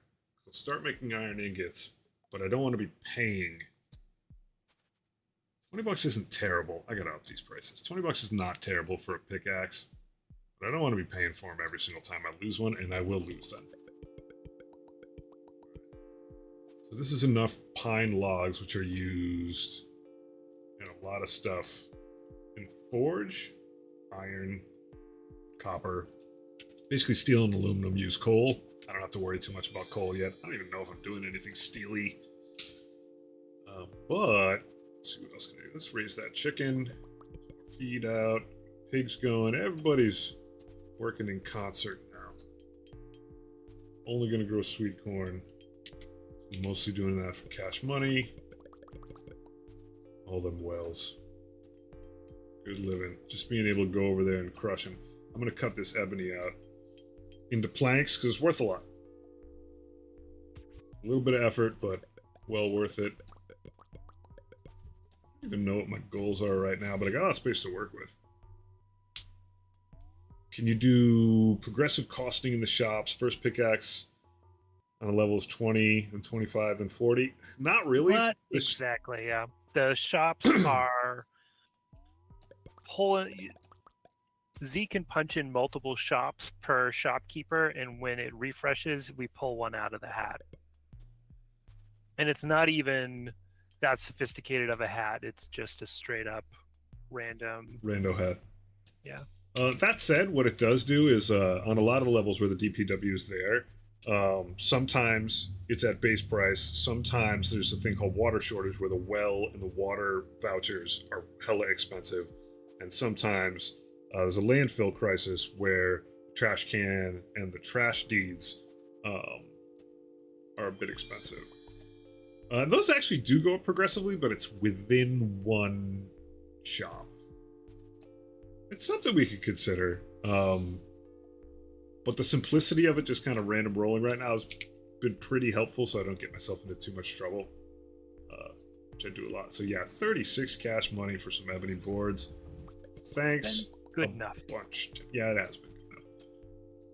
But I could see, like, as we lean more into some of the narrative stuff, like, you know, characters start sending you texts, and maybe they're like, oh hey, I've got some new specials today, right? And or whatever narrative you want to spin, would be a good time to add more control to what a shopkeeper has. Yeah, some good deliberate narrative moments. Would be. I would love it if this phone buzzed every once in a while and Tim was like, yo, I found some stuff by the side of the road, you should check it out. Like, that would be super cool. Yeah, no, I think making the phone buzz when something has changed within it is a great next step for the phone in general. Like, new tutorial step. Yeah. Fresh. What I'm like getting at though is that, like, I don't know that we necessarily, it may be that the shops as they are stay as they are, and then we, in the narrative system, we can actually add something to whatever's in someone's current shop. Because the clunkiness of going through and having to hit new offers when Tim says do the thing, especially if there's offers you already had that you want to keep, I'm just saying, like, a special shoe in. Oh, like add a new entry to the existing shop? Yeah, where, like, because the narrative said it, hey Tim, like, rather than hitting refresh all the time to like try to get Tim's new free thing, if every once in a while he was just like, yo dog, Tim wouldn't say that. He'd be like, hey buddy, I was driving home from work the other day and I found this table on the side of the road, do you want it? That's what Tim would say. And like the immediacy, maybe that's just through, maybe stuff like that's just through the narrative system where you can thumbs up it, thumbs down it. Like, thumbs up is like do the transaction, thumbs down is like now I'll pass. Yeah, and that might be better to pull it out of the shop, because if we're adding something to a shop, if you refresh that shop, now that thing is gone forever. Do we have to add it to that That's a shop good template? point. Do we have to add it to all possible shops for that character from now on? Such a liar. Oh my god, I'm so bad. I gotta fix this iron mine. Oh wait. Alright, now I got an iron mine. Came with a couple pickaxes. Yeah, now we're making iron ingots. Solid. Oh, you know what I want to do? Which means I'm gonna have to unlock the copper mine or find copper wire somewhere. Who are these mysterious people? Yeah, I can't get copper. Yeah, one of the cheapos more give me about the Joe's drafting comment about the ramping. Like, to some extent, without trying to make this a calculus analogy, like to some extent, like the discrete steps are like by yard right now. Yes, that's we don't have a lot of ways to ramp within a yard. I also kind of philosophically don't want to.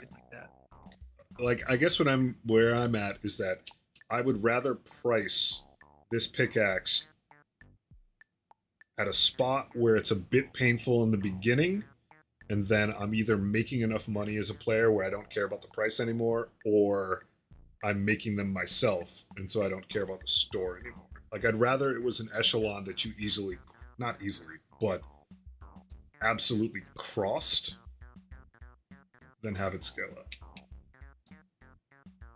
within a given level. Oh man, I can make my own nails. This is amazing. Alright, so the next quest, and it's going to cost me, is that copper mine, but hopefully the XP stuff that I've done made that more sane. Question is, do I start mining for silver right now? Do I go polished gems? That polished gems are like a straight up pickaxe killer. You don't get the pickaxe back, and you only got a 20% chance of getting them. That's a little punitive. That's brutal. It's absolutely. What savage made it that way? I don't know. I know exactly what savage made Wait, it. yeah. So you said it's a 20% chance to get a gem. Yeah. It's How pretty, much are the gems worth? I mean, they're pretty good. They've got to be 100 for it to even break even, right? It's three of them at 33 each, and if you have the right station, you polish them up. It's got to give you some chance to get them back. That's just brutal. Make myself a little note for that. I like how you made sure that large numbers style would break even unless you polish them. Yeah. I don't mind that. I respect it. Let's see. Gem mining needs pickaxe return.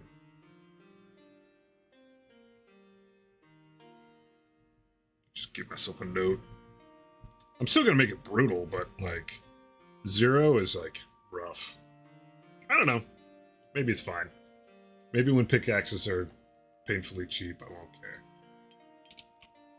It does seem like Sounds like an econ dodge. It does seem like we want more play than 0. Yes. Like the difference between 0 and 1% is different than the difference between 1 and 2%. That is very, very true. Very, very true. I'm good at dodging economic problems.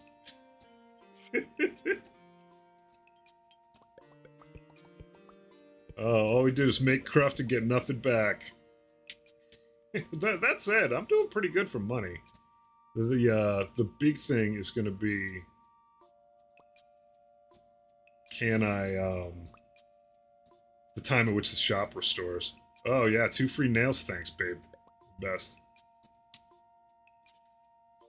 Tim also sells different stuff in this like middle slot.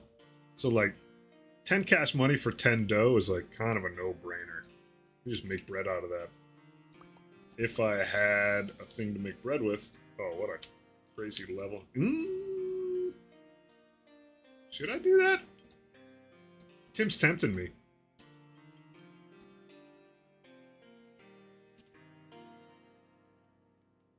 $203 gets me an oven. Yeah, let's spend big. That'll distract me into food works nicely.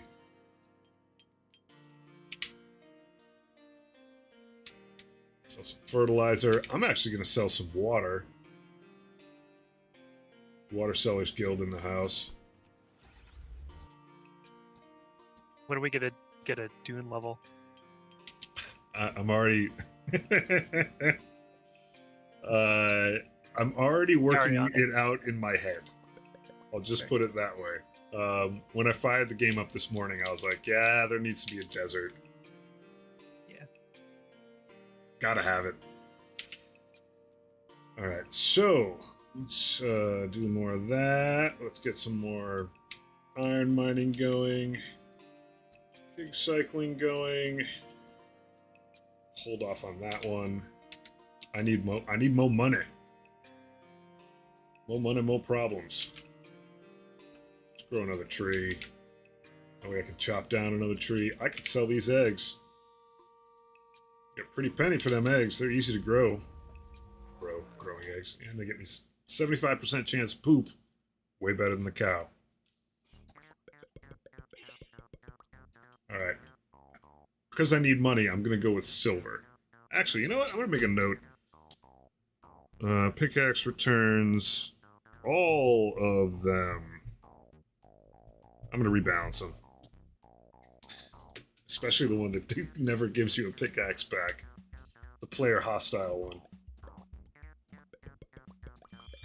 Alright. Now we're leveling. At this point, I can now forge... Yeah, silver. Now we're making money. How much is an iron worth? 8 cash money? Send it. All right, $40. We're big deal now. Otto has oven for 203. I'll take it. Put that past the mines over here. Back in deep territory. Tim had bread dough at an obnoxiously cheap price. Which means I can make bread.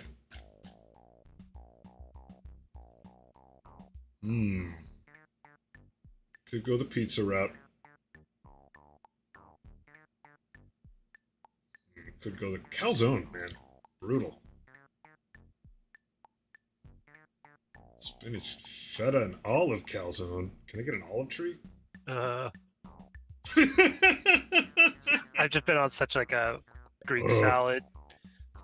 I've been on this like mono Greek salads for lunch plan lately, and that just immediately set me salivating.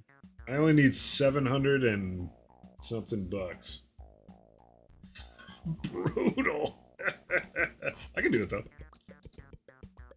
Start making feta omelets. So tell me about this diet. Because I'm Italian, so like Mediterranean Sure. stuff like that to me is like, oh, I can do that for years. This hasn't been like my whole life, but lately I really like Kalamata olives. Yeah. Specifically. And combined with the sage advice of my doctor, having some more salads would be really good for my overall health. Oh, here we are. So yeah, I've been on the salads for lunch plan, just trying to keep. I need to get on that plan. It's a smart takes plan. A little bit. I know that like on one level, like nutrition, your nutrition thrives when you have a variety in your diet. So like if I'm having the same kind of salad every day, that's not ideal, Yeah.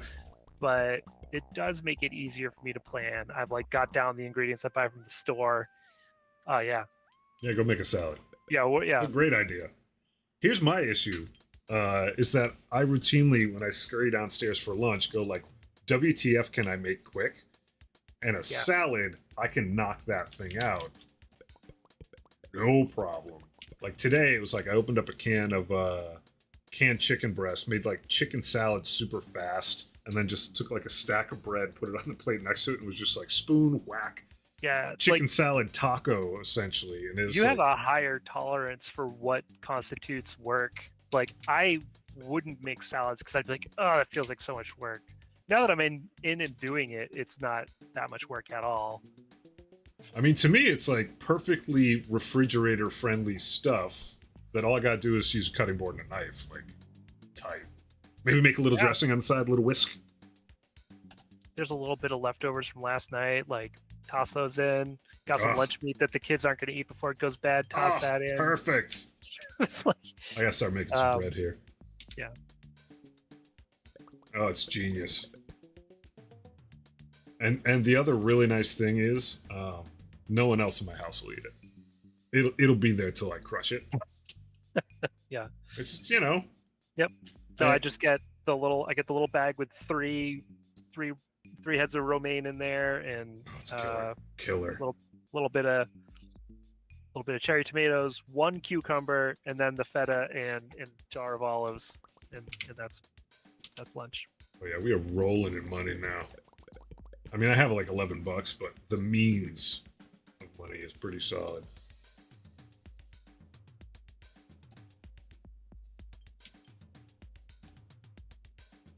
We are out of pickaxes though. Ha! And that $20 that I said wasn't all that bad, I ain't got it.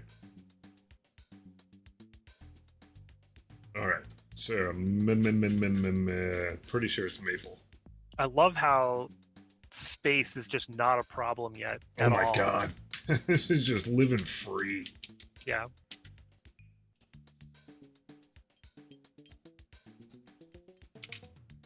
This level is very hard if you have not gotten a pile of Chivos before doing it. I will say that. it's a little bleak at the start. Where do Yeah. coconut. I mean, that makes. I mean, that checks out. Yeah. I haven't even seen this level yet. So. All right, maple sapling. That saying like, oh wow, that pickaxe is expensive now that I need to actually buy it. It's like, oof. But I have the means of production.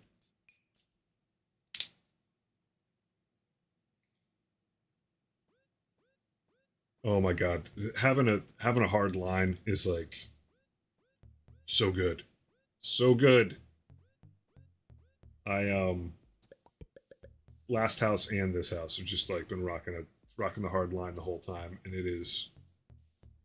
I wouldn't be able to stream. I don't think I could if I didn't have a hard line going.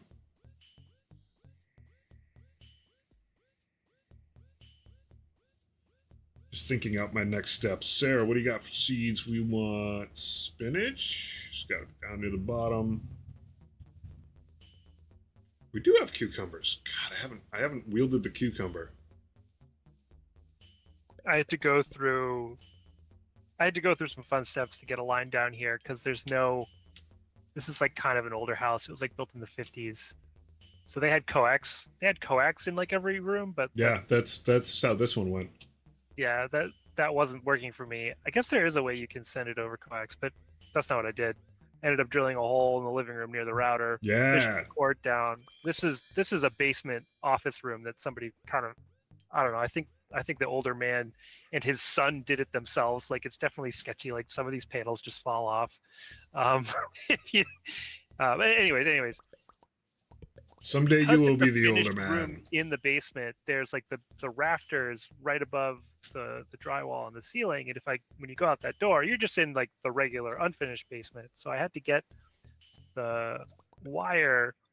I had to fish it over the top of the drywall, and I say fish because my preferred method of accomplishing this was taping the end of the Ethernet cord to the end of a fishing rod. Yeah. Shoving it across the top of the drywall and then pulling it out on the other side by removing one of these wall panels. And now I have direct internet. I am not finding the means to grow artichokes on this farm. Is that a me thing? Or is that an intentional thing? The world may never... I really want artichokes. Does any farm plot make artichokes? That's the big question. I'll look at my farm plot. It could be on the large plant plot. Could be. Maybe I'm just host. All right. Well, I got logs, which means, in theory, yeah, we're making our own pickaxes. Oh, we're on top of the world. Some nails and some planks. We're making our own nails. We're living large. AC vent that has a small hole in the side. Can we use that instead of putting more holes in? Yeah. I ended up getting a flat, whatever it is, Cat 6. I don't remember. A flat one, and it runs all the way down my hall, and then like near the ceiling, and then comes down near the door and goes under the door because there's a gap. But thankfully, they already had a network connection going through the wall down to the basement all the way to up here. So I only had to go down the hall and do it that way. Not bad. Not bad. I do not see artichokes in the large plot. I just nabbed a couple. What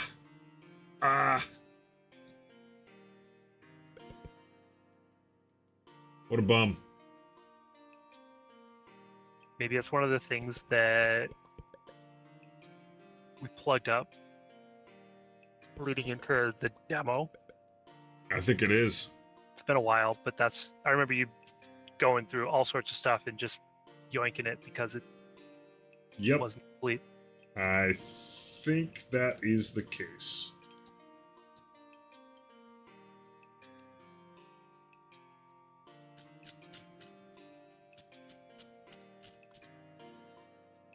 C'est la vie. Want me to take a note? Yeah, actually, that'd be awesome. So the problem is that artichokes are not accessible from a farm.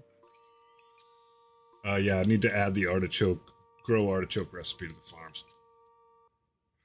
Rubbish. Bad Smitty. Just, yeah. Alright.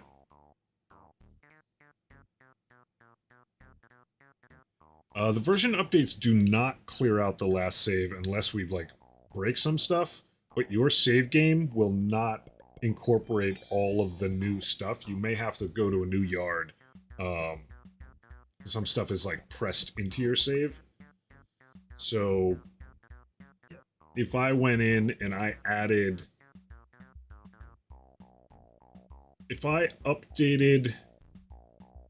Correct me on this if I'm wrong, Will, but if I updated the small farm plot to have an artichoke recipe in it, that might update in my save on the level that I'm at. Yeah, that's right. So yeah. Things that have instances will not update between versions of the game. Right now, things that have instances are items themselves, shops. So not the characters, but the different shops that you might buy from through them. Those are all instanced. So any changes to the template for those instances won't appear in your game until a new item is created from that template. So in the case of a station, if you add a new recipe to a station, the definition of a station is static. There are not instances of it, so the new item would appear immediately in your game. But if it was, now Tim sells a new item, that's not going to show up until you happen to get a new version of whatever shop contains it. The best thing to do, I think, before you move forward, though, if I hit refresh Tim's shops, it still won't show up? That's a good question. Yeah. I'll look because Tim is not instanced, but when you start your game, you get all of your characters from the selected level. So that's probably where you get disconnected from the newest data. Basically, like all of this stuff is zipped up into a little binary file that defines every little piece of game data. And at different points, we read that out and inject it into your state, into your game state. Inject it. And so I'm gonna look for a couple minutes at like how that flow works. But I think what happens is you start your yard. I have the level object in memory that I go, okay, this is the level you selected. Inside that level are all of the characters. And inside each character are all of their shops, and that's right at the start of your game. I don't think I'll go verify the. I don't think I brought a mixer with me. I don't think I brought a mixer with me. Wild. Yeah, Badger. The goal overall is not to change anything about the economy of your current game when there's a new update. There are some exceptions to that, like we noted with the way shops work. It also it guards us a little bit. If we come out with a new feature, then we can sort of, I don't want to say hide it, but it is hide it. We can protect it behind a new level that gives you the means to like do the stuff involved. So, we talk pretty regularly about like, hey, we'll do like a housing update or whatever. I can then make a new level that is how you get the like raw bits to start working with that. I don't have to worry about you being midway through the playthrough of a level and like you having a bunch of Quasimodo the Fly in between genetically crossbred components that could screw up the game state. So if you want to go do the new thing, then you just leave and pick the new yard, and then you're starting from a fresh yard, even though your save state with all your chivos and what stuff went in your van is fine. There's a nice clean break there.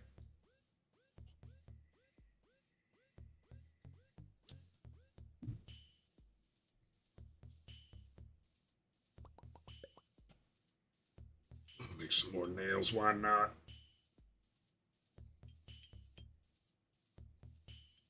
Double workbenches. That's impossible.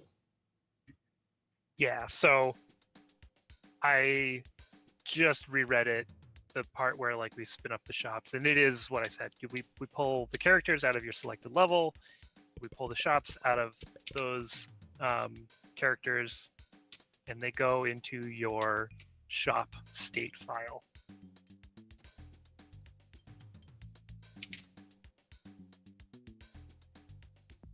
Your now famous shop state file from last week. Yes. Well, Captain came back. I'm actually gonna buy some wheat. The old classic. What a basic move. It's a true classic. All right. Yeah, let's go grow some wheat.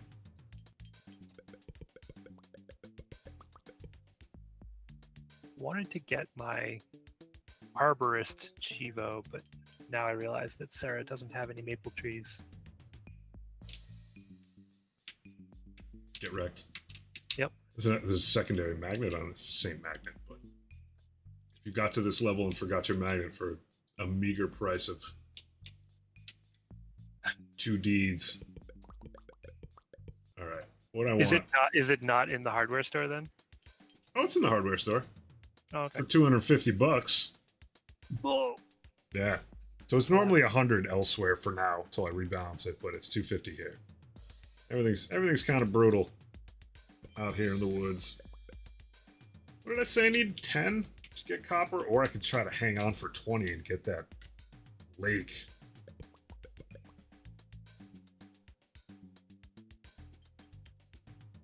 I do need a mixer. That's what I need, is a mixer. Oh, Tim, what do you got for me? 2 free nails. Yes. And I do need to still keep making feed.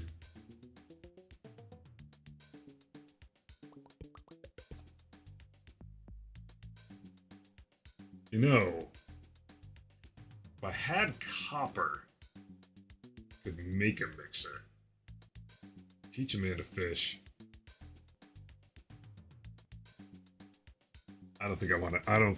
How much is the mixer? Mixer's a little spicy. Mixer right now is 209. I could just save up 209. You know, the path to saving up 209 is silver. That's what the pathway is. Oh, ad break.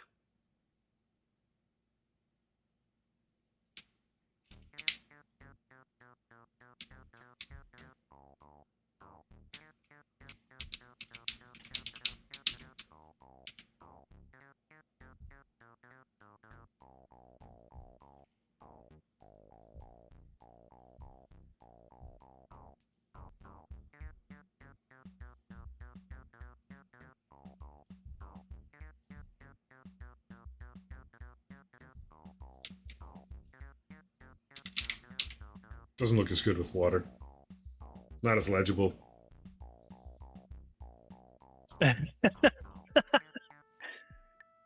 Nice.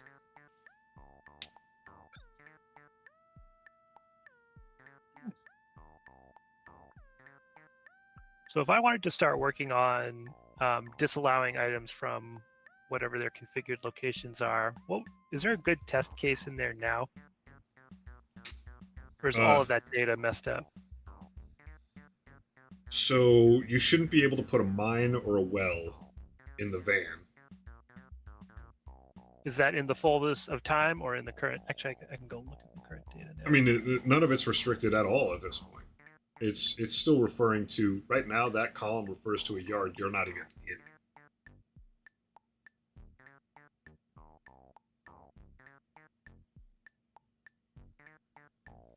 Right.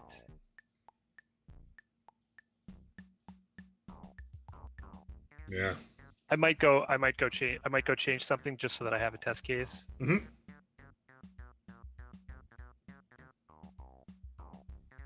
Like, the well should only be placeable in a yard, and that's it. So it should absolutely not be. It should be not van Okay. and not shelves.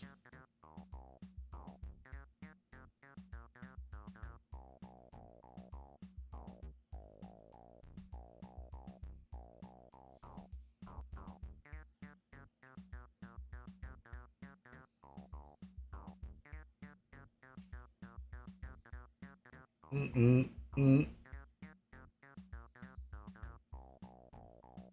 I'm just gonna do van. I don't have shelves. I think Just we're for test. back.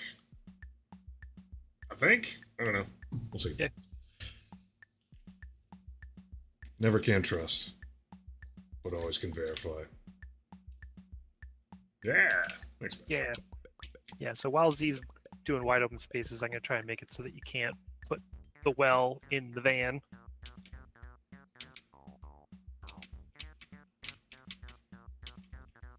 All right. I'm not gonna sell crude silver. I'm gonna be a grown adult. Do what I need to do in time.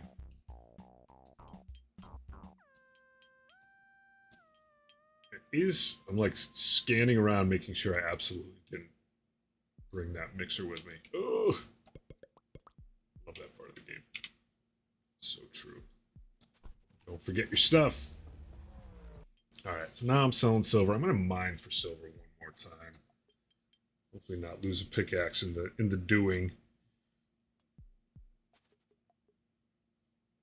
Keep these eggs around because I think I want them. Nice to do something with eggs. Thankfully, foraging doesn't take all that long. It's cheaper time-wise than it should be, but kinda okay with that. Recycling back in business.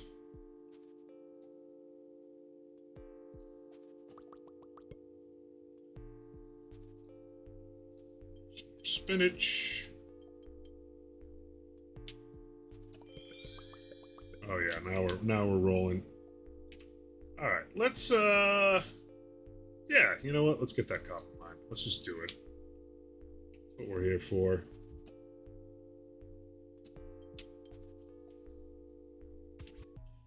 I wasn't gonna do it, and then I turned the corner, and I was like, you know, I could unlock this business. I brought my electronics booth. Mine some coal, make some steel.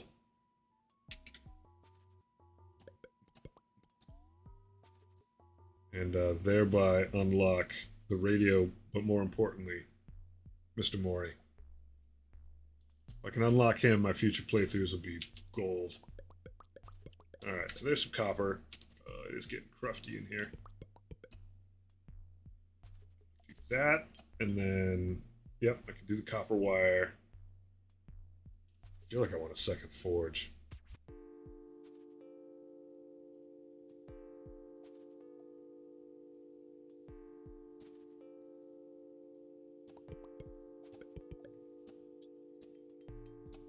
Metallics Wizard. Shells are tempting. If I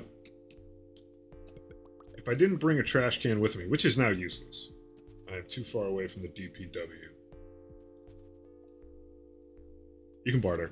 Yeah, I'm gonna actually read this whole thing. The store's setup only costs dollar bucks, cash money. Good Bluey reference, by the way. Or can you do barter if you're looking to up costs for this, requiring specific items instead of base currency? Yeah. So I've only started messing with this a bit, but right now, the Hard at Work store will sell you this mysterious quarter of a bill coin for 5 gold bars. There is barter. It has made more sense not. I've thought about making a swap meet level, which is literally quid pro quo for everything, for just about everything. Tim's still gonna be nice. Tim will still take some cash money, and I always say, like, it'll always be this, and then I'll ease it up a little bit. But having a level where you do a lot of trade absolutely sounds like fun. It does. It has worked this way the whole time, but it's been easier to balance the economy so far just by doing it off of liquidity. But there's ample opportunity for Bada. Blaster Master, as opposed to Master Blaster. Get meta.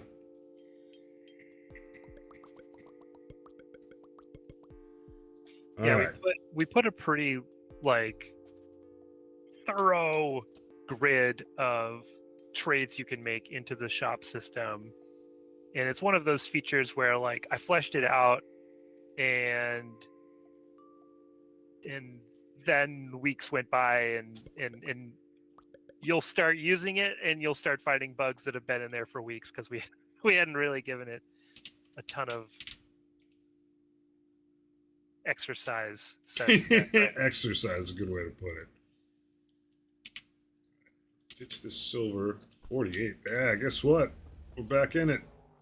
Another thing that probably needs more exercise for finding bugs is the whole yard selection randomness. Like just now we're getting to the point where we have like 3 yards, 4 yards. Yep. So keep that in mind too I as you add feel more like- yards. Yeah. Now I'm starting to wonder, like, just how many yards will we have? I definitely don't believe that they just get bigger. Like, I don't think we need all that. I don't think yards need to like continuously just. The bigger is better. I think if we get housing going where there's a nice big plot for you to go home to, then I think it's actually. I'm probably going to make more boutique-y levels that are like on the smaller side. But the total count of levels is like. It's a very curious thing to start pondering, especially when tons of players, tons of them, mind you, start playing the game.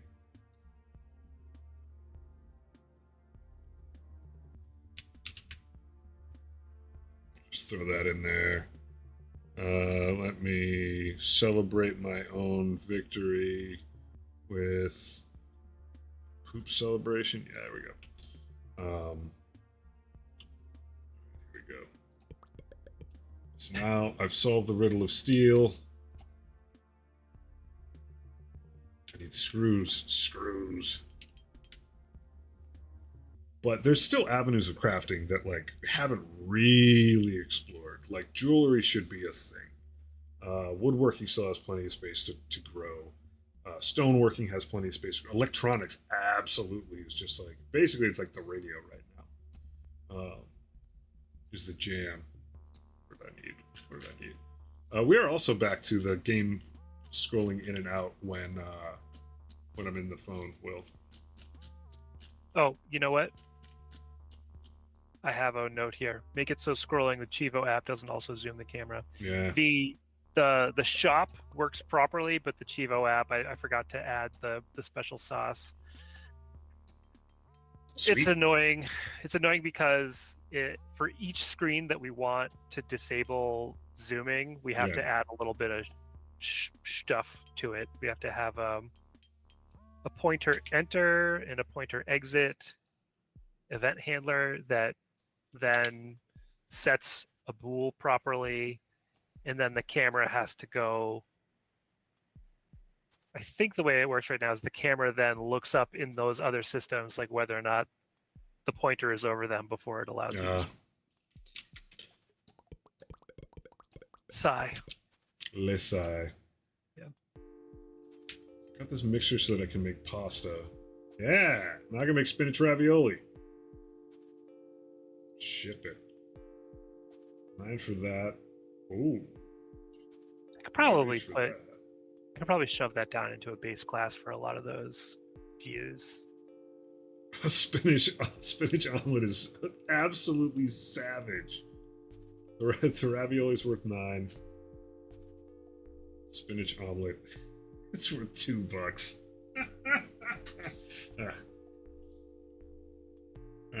It is what it is. Is that not a lot? It's not a lot of cash money. That's not a lot. What it needs to be 2 is how much I spend an egg. An egg gets you 2. Yeah, so the actual issue is that it should make a larger number of spinach omelets than it does right now. I don't want them individually to be dope, but Hmm. it is set to one right now, and that is kind of Good enough. brutal. Kind of brutal. Kind of Good enough. brutal.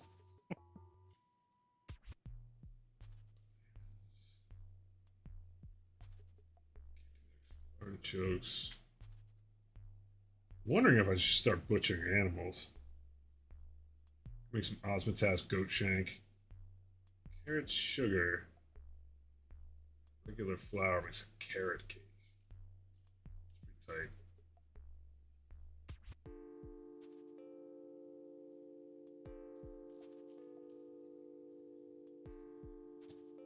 Let's get some carrot seed. Is there? It better be carrot seed. Oh yeah. Ooh.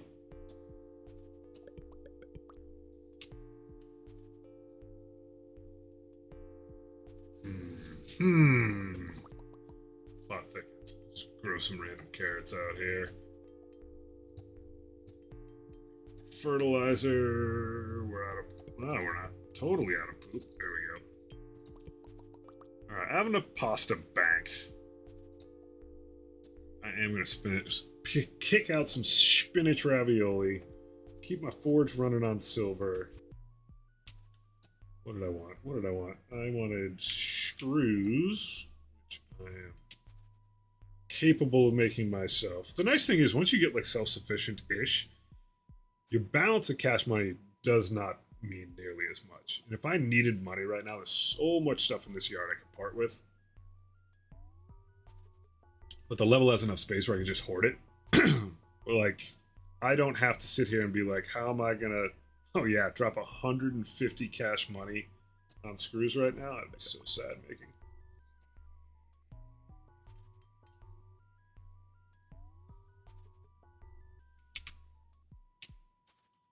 Like for just a little bit of effort, just selling two tiny little pieces of. Oh my god, this is so good. That's where it's at. Spinach ravioli. Oops, that's what I want. The one key. This. Bam. Oh, so easy. Good living.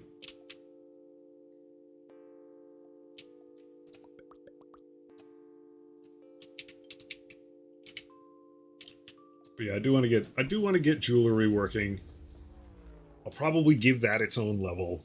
Maybe put a specialer mine in it. Carrot's not as prolific as a bunch of other stuff.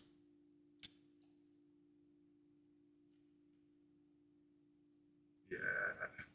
Sugarcane. What we got from Sarah? Some sugarcane stems. I build. It's like it's kind of getting messy over there. It's starting to sort of fill up I'm filling up a little bit. I'm doing all right. a little bit.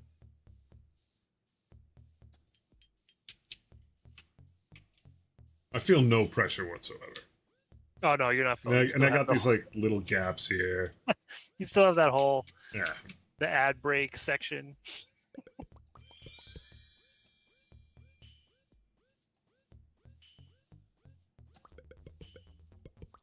I'm so much just like meandering about.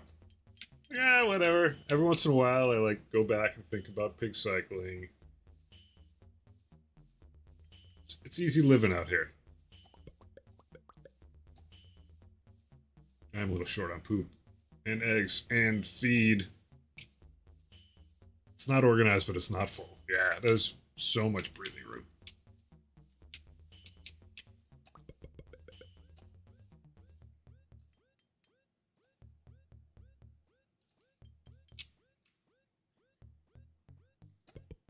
I feel like I should branch out a little bit. Get some more aminals. Apples. Mushroom cheese calzone. Mushroom cheese calzone.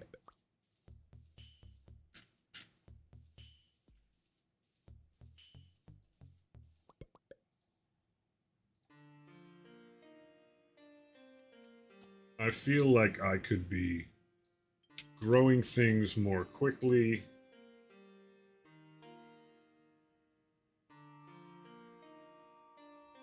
And I'm gonna do just that. Do another sawhorse. There's too much space on this map. Right now. I gotta fill it up. Make this place messy. Alright, so I'm putting a second sawhorse in soon.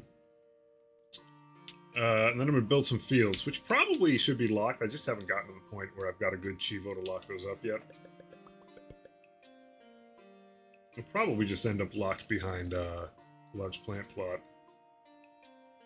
Oh, that's right, I do need Smirkets. Means I need more steel. Probably need to mine more iron. Oh, that's not where iron comes from. I do have coal. A little bit more coal. One of those. More You know pasta. how I said I wasn't going to put the well, I wasn't going to forbid the well from dropping into the shelves yet. Yeah. I have to, I do have to do that now. Jimmy's in the well. Totally different path for the code to the van versus the shelf, which is annoying. 26 boards. Those are pine, right? They are pine planks. Then we'll start farming. I gotta clean this place up. This place, ugh. Yeah. I want a mill wheel. That's what I want. That'll fill you up. Yeah. I've got coal. Oh yeah, we're just making it rain.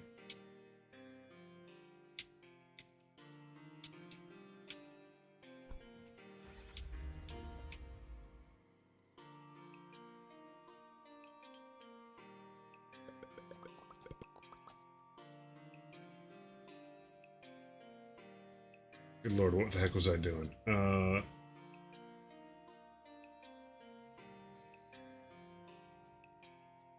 yeah, that's totally a mistake. I gotta write that one down. The recipe for sugar is on... Oh no, that's right. I guess you do use the grinder. The small mill. Ah, makes sense. Makes sense. I take it all back.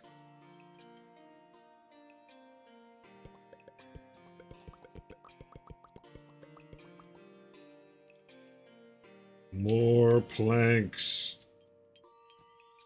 Like, cutting boards is, like, pretty decent for money, but man, you just get mauled on cruft. Of course makes it good for XP, but... Now that I'm looking closer into this is going to be a little unwieldy. To forbid the well from going anywhere but a yard, that column is going to have to say my kitchen stall, comma, my garage, comma, my warehouse, comma, my butcher stall, comma, my carpentry stall, comma, my clothwork stall, comma, my fermenting stall, comma, my smithing stall, comma, my stone cutting stall, comma, my van, comma, my storage shelf, comma, my storage shelf, ugh. That's a lot.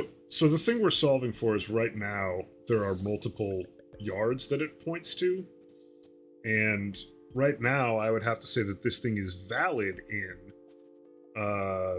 my yard underscore 60 wide open spaces, my yard underscore 40 prospectors pass, my yard blah blah blah. So yeah. I almost wonder if like you should just wrap up a yard only, like not have it be as explicit in the spreadsheet and just be like, the game knows what a yard is. This thing can only go in a yard. If that makes any sense whatsoever. Yeah. Mentally, I'm still in the like 6 of one, half a dozen of the other.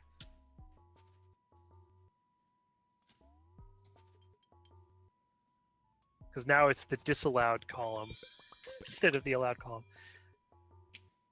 So it'd have to be too many negatives. I don't like negatives are like harder mentally to follow. It'll be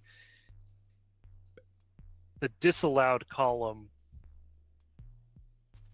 entry, like the the macro, so to speak, for it would be non-yard. So you'd be disallowed in non-yard locations, right? Yeah, that sounds like an accident waiting to happen.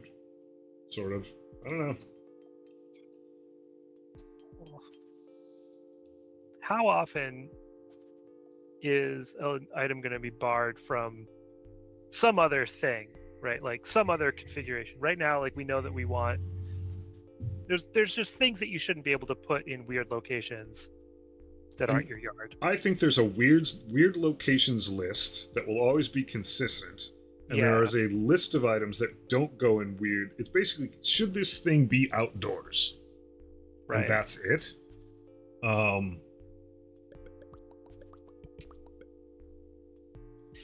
It's more flexible if we leave it the way it is and just have a special keyword for indoor locations, maybe.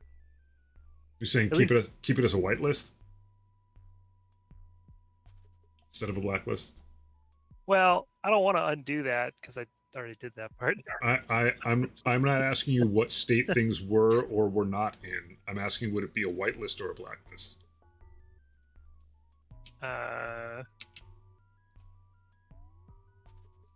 It's still going to be a blacklist. Okay. So it's less work for me if it remains a blacklist. Mm-hmm.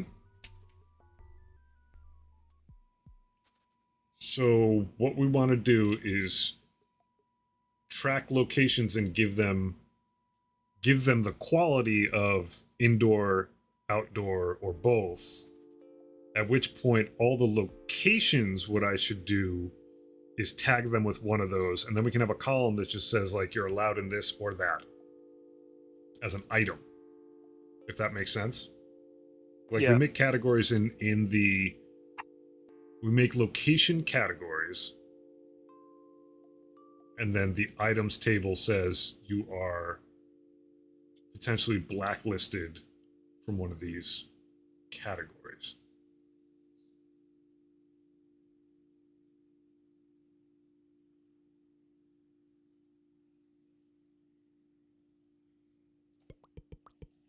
And that way you don't have to come back to it, because I can batch things up however I need to. And if housing turns out to be a little different, or if there's an edge case that's like, house becomes a new property. Yep.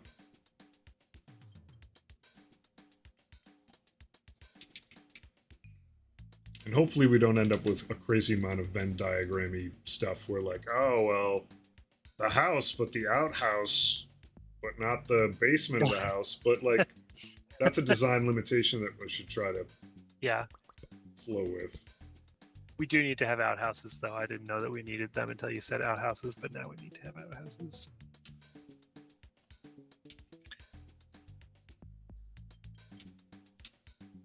Gotta grow them cows. Just feels on theme. Oh, 100%. For setting up your pad in the woods. All right.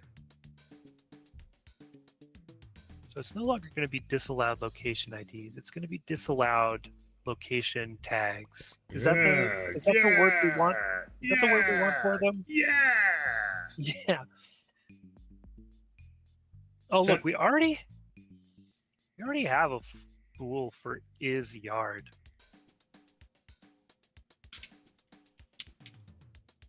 Is that good enough for now? For now it is, yeah. Yeah, no, you're right. It's like for now, but it's not going to do the outhouse thing. No. We'll cross that bridge when we get to it. Oh yeah, we're crushing it. 15 cash money for a carrot cake. It's all in the game, baby. Carrot cakes and spinach raviolis. Outhouse manure feels a little weird. Oh, plus I get molasses as a byproduct. Save me.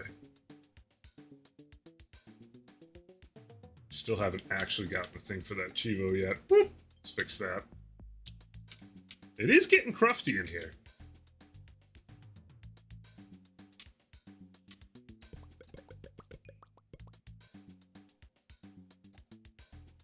I need to execute more poop.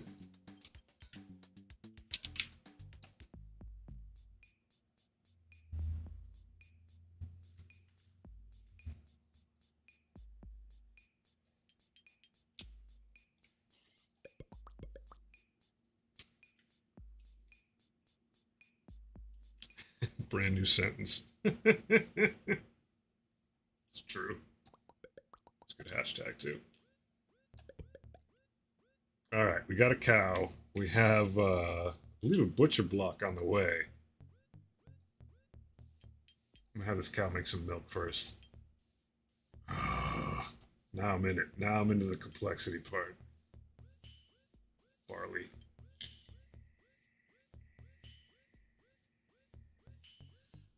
You mean like a poop locker, Will? Yeah. Yeah. That would be pretty sweet if you just put manure in it. And it would matter, and it would be valuable enough if proximity effects were online. Like your animals aren't as happy if they're surrounded by their own poop. So that now you have an incentive to get the poop out of there. Go mucking.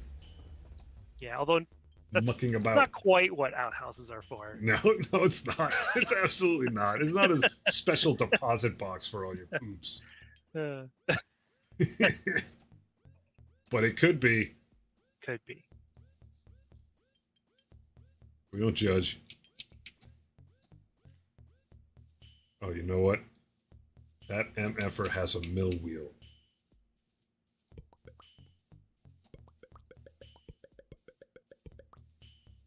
Yeah, let's butcher this cow.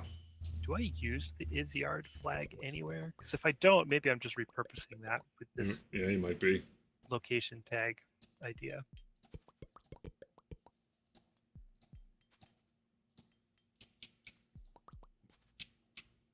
Son of a, I am using it. Let's sell off some of this fertilizer then. Accumulating. The outhouse could also make fertilizer.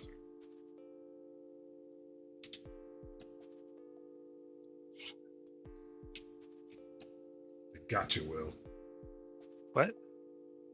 You are using it in another place. That's what I mean by they got you. There's a funny moment. Like, am I using this elsewhere? I am using it elsewhere.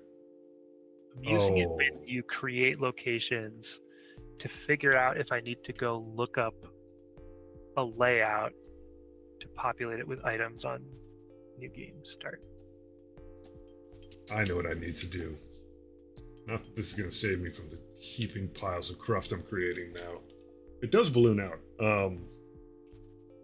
I need to breed animals. I gotta stop buying them at face value. Just breed them out. If we can't drive them out, we'll breed them out. Oh yeah, plenty of ground beef. Get some burgers going. My oven and my stove are just surrounded by garbage.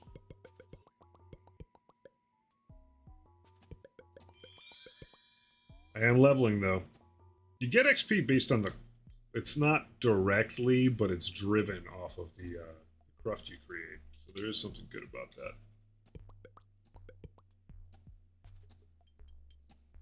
Oh, these things do not cut it at all. The industrialization of cruft. You know what? I'm getting precariously close to the point where, like, maybe I should sell some cruft. Not sell it. Just take it to the dump. Oof. Yeah. Honestly, the dump probably looks pretty good on this level, right? Yeah, dump's not bad. Dump's not bad on this level. Get rid of some spinach. Still have some spinach seed lying around. I can sell this artichoke seed for more space. I can grow a few more button mushrooms because they don't seed out so easily. It's late enough in the afternoon that the thought of Mushrooms is making me hungry. Yeah. What am I making for dinner tonight? I gotta figure out. I have chicken thawing, but I might have to like horse trade. Someone's got to go to the grocery store. We're like thin on some stuff. Right. Yeah, I'm making burgers. Can we make?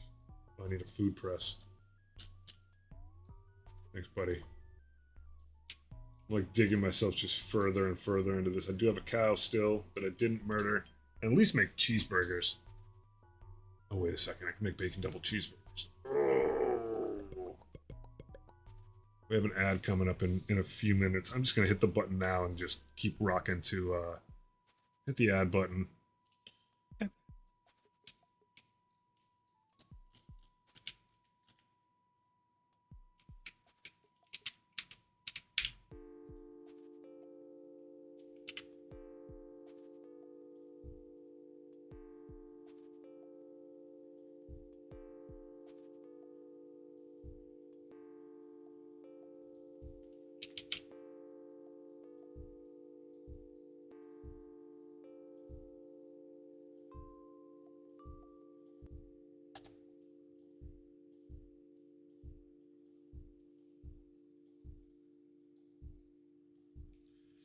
Grilled salmon sounds good. Yeah, we don't have like any seafood. We got chicken. We got chicken and like that's it. There's like no veg. Oh my god, my fridge is finally fully fixed now. It makes water and ice now. Finally. Oh, that's good. Yeah. It was a long road. Had a really good. I've created a very good relationship with a appliance guy named Frank. And he came by, did like the full diagnostic of it. Because it wasn't getting cold enough, so there was an issue with the ice maker, which is used also to get things popping. Yeah, we had a fridge issue that was similar. Like it was dipping down low enough that things that frozen water was not frozen anymore. Yeah. And then it would freeze again, so like one bit of its machinery became kind of cased in ice, and then it stopped being able to like operate at all. So I've learned a lot about fridges. There's a baffle that goes from the freezer to the fridge. So what it basically does is it makes the freezer cold, and then it blows cold air from the freezer to the other spot. If that gets plugged open or closed,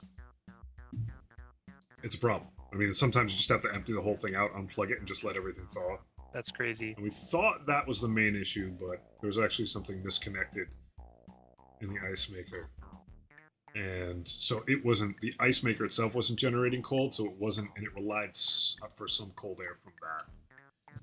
Anyway, it's dope now. It's frigid in there. Nice. And for the first time since moving in, I could just get ice. Oh wow, that's been a while. Yeah. Nice. So, well, congrats on your ice. Yeah, there Just wasn't in time for summer. Indeed, there wasn't water leading to it until we got the dishwasher hooked up, and then they hooked the water up, and then it was screwed. And also the filter that was in the fridge was screwing things up because it was off market. I don't know, Alibaba filter. Nice. All right, I think we're done with this ad. So what the heck was I going to do? I'm going to butcher pig to get some pork belly. I want to keep talking about fridges. Yeah, go for it. Refrigerators are like one of those appliances that it's like used in like kind of like UI design textbooks. I think it's design of everyday things. He has like a whole chapter in this book about designing stuff for fridges around the concept of like your mental model. So your mental model is like how in your head you believe something works. Mm-hmm. And your mental model doesn't have to be true. It just has to be useful.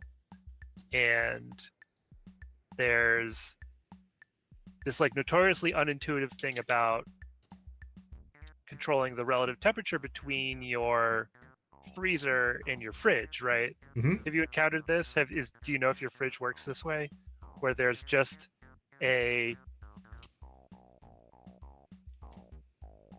switch, and people don't think that they're doing this when they change the relative temperature of their fridge.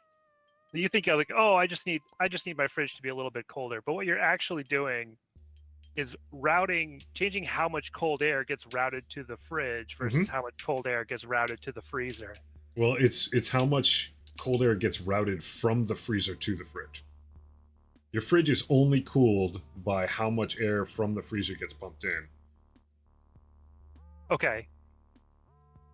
At least modern fridges. So like the Yeah, compressor and all that is underneath my fridge instead of on the back. I don't have that big mesh thing on the back. It's under it because it's a bottom shelf freezer thing.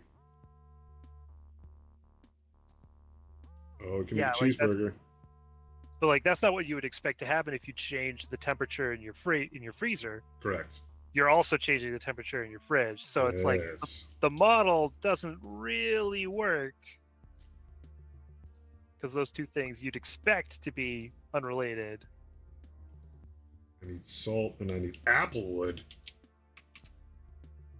Got applewood. All right. That was quick. Good job, me. Salt though. Auto sells salt. He's not even gouging me for it. Good job. Good job, me. Tim, what's for free? Ebony? Take it. I feel like there's some self-dealing going on here. There is some self-dealing going on. Like, good job, me. Alright, so I am getting buried in stuff. That's for certain. But I can now make bacon. And that's a good thing. I'm gonna move my range top over here. Yeah, this fridge distraction is keeping me away from my actual task. Good.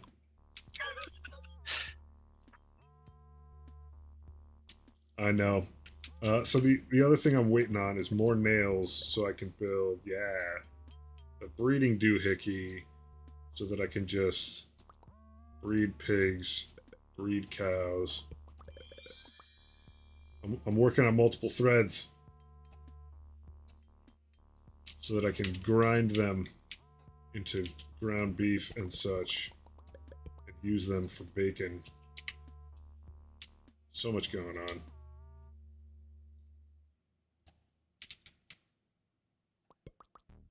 Yeah, 4 plots, 4 pigs, 2 grinders. That seems kosher. We also got to remember to click the thing. Oh, little bird. You didn't give me anything precious. No poops. Oh, Otto doesn't have pigs right now. Oh, I'm screwed. But I have bacon. So I'm not that screwed. Alright. Oven. Bread. There we go. The infamous bacon double cheeser. It's happening. Is there... I need a Chivo for that, don't I? Seems like it. I could also make a ton of smoked sausage. That's what I'm going to do.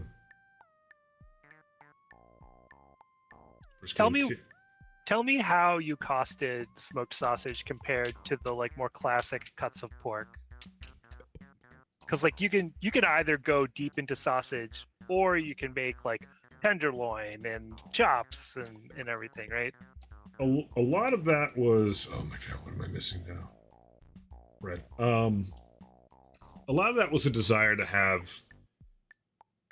I've made a lot of sausage, and just made a ton of sausage in my life. And some of it was like, all right, somewhat like respecting how the animal actually gets used, and I wanted there to be like some differentiation in there so that it was cool. I don't think it's like fully realized, but when you go to the store now, it's like you find pork loin, it's like hella expensive, and excuse me, but like sausage still remains cheap. Like having that idea in there that you could have these like, you know, people call like elevated dishes, like restaurant-y type things, sort of down one path, and then like the smoker being a lot of just like really good stick to your ribs kind of stuff. Just felt fun. Felt interesting, felt like a good spot to have differentiation. As far as costing it goes, the sausage and smoking it yields a lot of sausages, but the time um, is a lot more costly. You can get pork loin for half the cost of sausage where you go. That's insane. Um, Yeah. so if you do one, When I think about breaking down a cut of pork, like there's nice bits, and then there's stuff that I'm just gonna toss in the grinder and make sausage out of. yeah, a lot of times the sausage is actually from pork butt most often. The thing is, it's not the only place. I think goat will actually give you sausage also. Excuse me, I gotta wet my whistle a bit.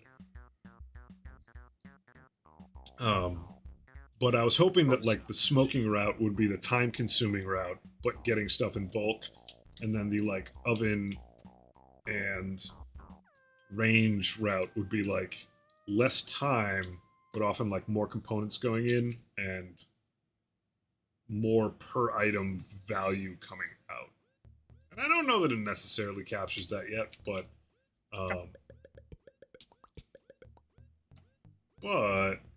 yeah, so like if I grind the pig for sausage, I'm getting 6 raw sausage out of it, and then one of those raw sausage recipes plus a log of wood is getting me 2 smoked sausages out of it. So like it gets pretty prolific pretty fast. But it's a lot of it is just personal manifestation of my understanding of breaking a pig down.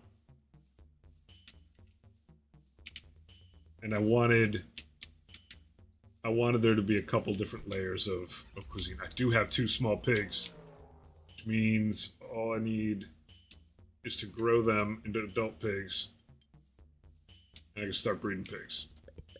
Infinite bacon. I think I'm gonna do this location tags ID in a breaking way. I think I'm gonna dump the old Isyard property, and later on, well, in this same unit of work, make Isyard just check for the presence of the yard tag. All right.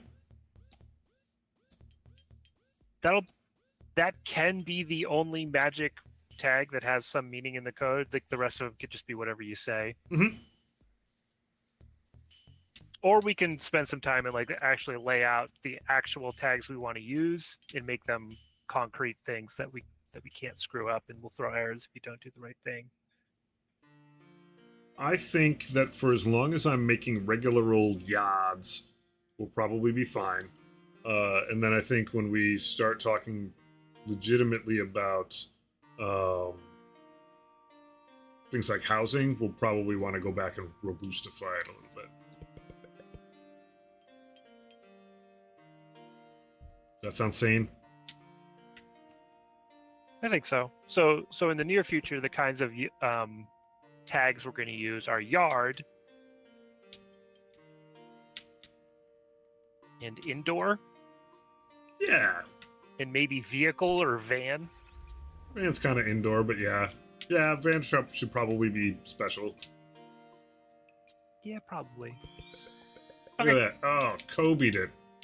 Sense of... Look at that breeding pen go flying. Yeah, so delicious. All right. One thing I haven't tried is pics. like making giant stations and selling them. Yeah, I have no idea if that's legit. I haven't either, and part of me is deeply curious. Yeah, I'm also all of a It's sudden just very satisfying just loading my van up and going to the dump. So good. Take that, landfill. Oh man, wouldn't it be great if the magnet had a little bit of a radius that it attracted items through? Yeah, it's a little like, if you go slow, it doesn't pick them up. What the? That doesn't compute. What the heck? I know why. No, I know why. I know exactly why. I have experienced this. This has been a bug since day one of the magnet. That item that you're magnetizing is blocking the detector. Oh, you're right. And so I gotta be... That's right. Yeah. If you're going so slow, then But if the detector had a radius, instead of it just being Yes. a raycast, we'd be safe. If the detector worked any other way, yeah. I just meant if it worked how you were like, wouldn't it be cool if it worked this other way? No, Yeah, you were being generous, and I was Yeah. being critical of myself. good.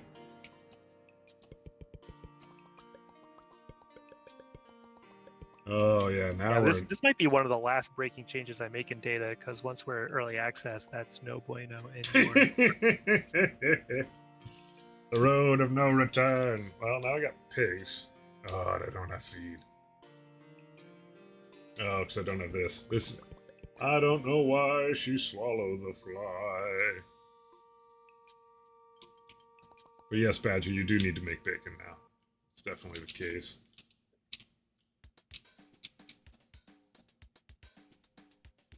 I mean, what could I realistically... I don't want to go, like, down the crazy apple route. And honestly, like, just getting this achievement was good for here, but I think what I might stick it out for is just to be able to make smoked brisket in the future and smoked queso.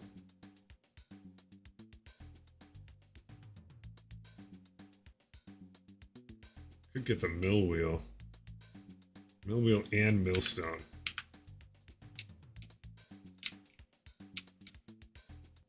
I feel like I haven't heard all the songs. You know, I was feeling that way a little while back as well, and I like went through and I double checked that like all the files are in the audio model, and they were. I mean, of course we've been yapping, so who knows? You know what I think this means? I think this means you have to go write another banger. That's another certified banger. Yeah, oh, I do. They're pretty good tunes. Oh, another pig. Pigs from the sky falling. Let's make more pigs. I gotta put the Chivo in for absolutely ungodly numbers of animals.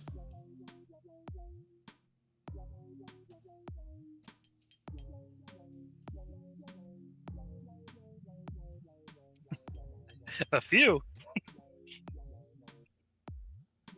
Badger says you're gonna have a soundtrack purchase for a few bucks. I actually brought that up like right before this meeting. At this point, like, put the OST up there for like $200 for anyone who wants to like That's what I said. A few. absolutely be charitable, keep this company afloat. You got to have the soundtrack up for $2 and for $200. That would be pretty funny. Just to let it, just Just so like, you know. Your call. Whatever, Your call. whatever Right. you got, that's fine.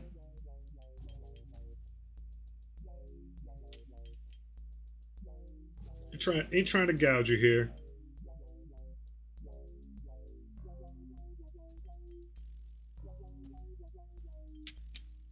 Do I need another smoker? Is that happening? I think it might be happening.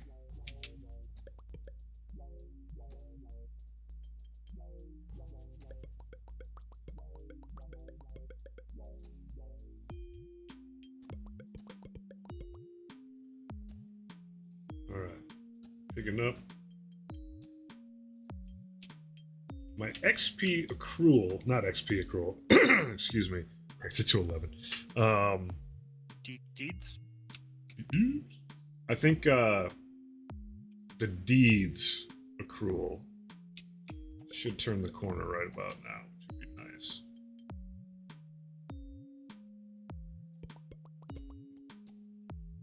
If you've lost track of time, it's almost time.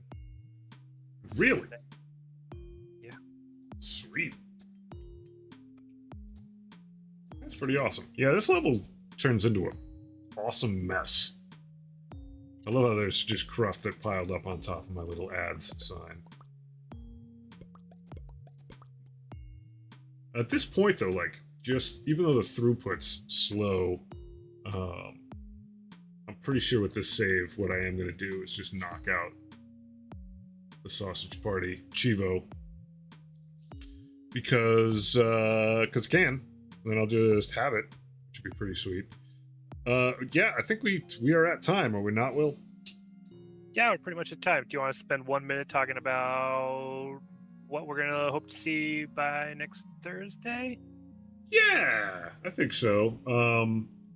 By next Thursday, I'm doing almost all marketing BS. So I got to take some good photos outside, try to redo the store page. Uh, I got to write a contract. Yep. That's no one's going to see any of that stuff. That said, we're hopefully picking up a contract artist pretty soon. If I can get down to business and write this thing up, Yep. which would be nice. Be really nice. One step on the road from just a couple dudes making a game to like the business. Yep. I believe you're mainly doing tutorial-ish stuff. Yep. And then so P1s. looking at my map right now, it looks like I could and I should strive to get all the zeros done between now and the next time we stream.